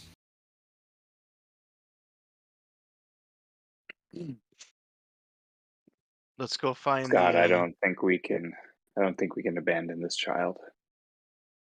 no, let's go find the Hay lady. She was a friend of the family. See if she can take care of her.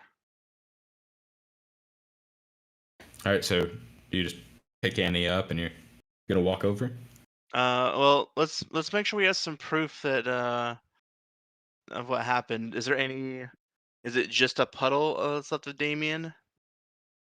Yeah, it's this like blackish, like really dark purple, almost like tar puddle on the ground. Um, I'll grab like a cup or like something from the kitchen. and like scoop some of it up. And then take that and take Annie out of the house. All right. So the three of you take Annie out of the house, going back to the woman who sold you the hay. Her name, Lorana. You explain the situation. As you explain it, Annie actually pipes up and says that Damien was a monster holding her captive, and he killed her parents, and that you three saved her. The woman thanks you graciously and offers you free hay for the rest of your life. She takes Annie in, and you three continue on your trek back to your guilds, knowing that you saved this town from whatever Damien was. And that will end the session of Hexed to Death. So thank everyone for tuning in.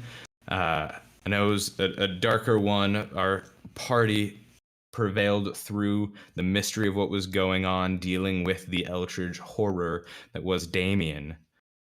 Tune in for the next session, where the party is definitely going to enjoy going through a similar experience.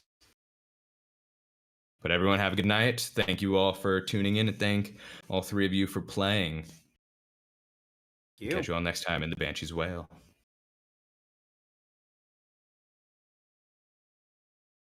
Yes, thank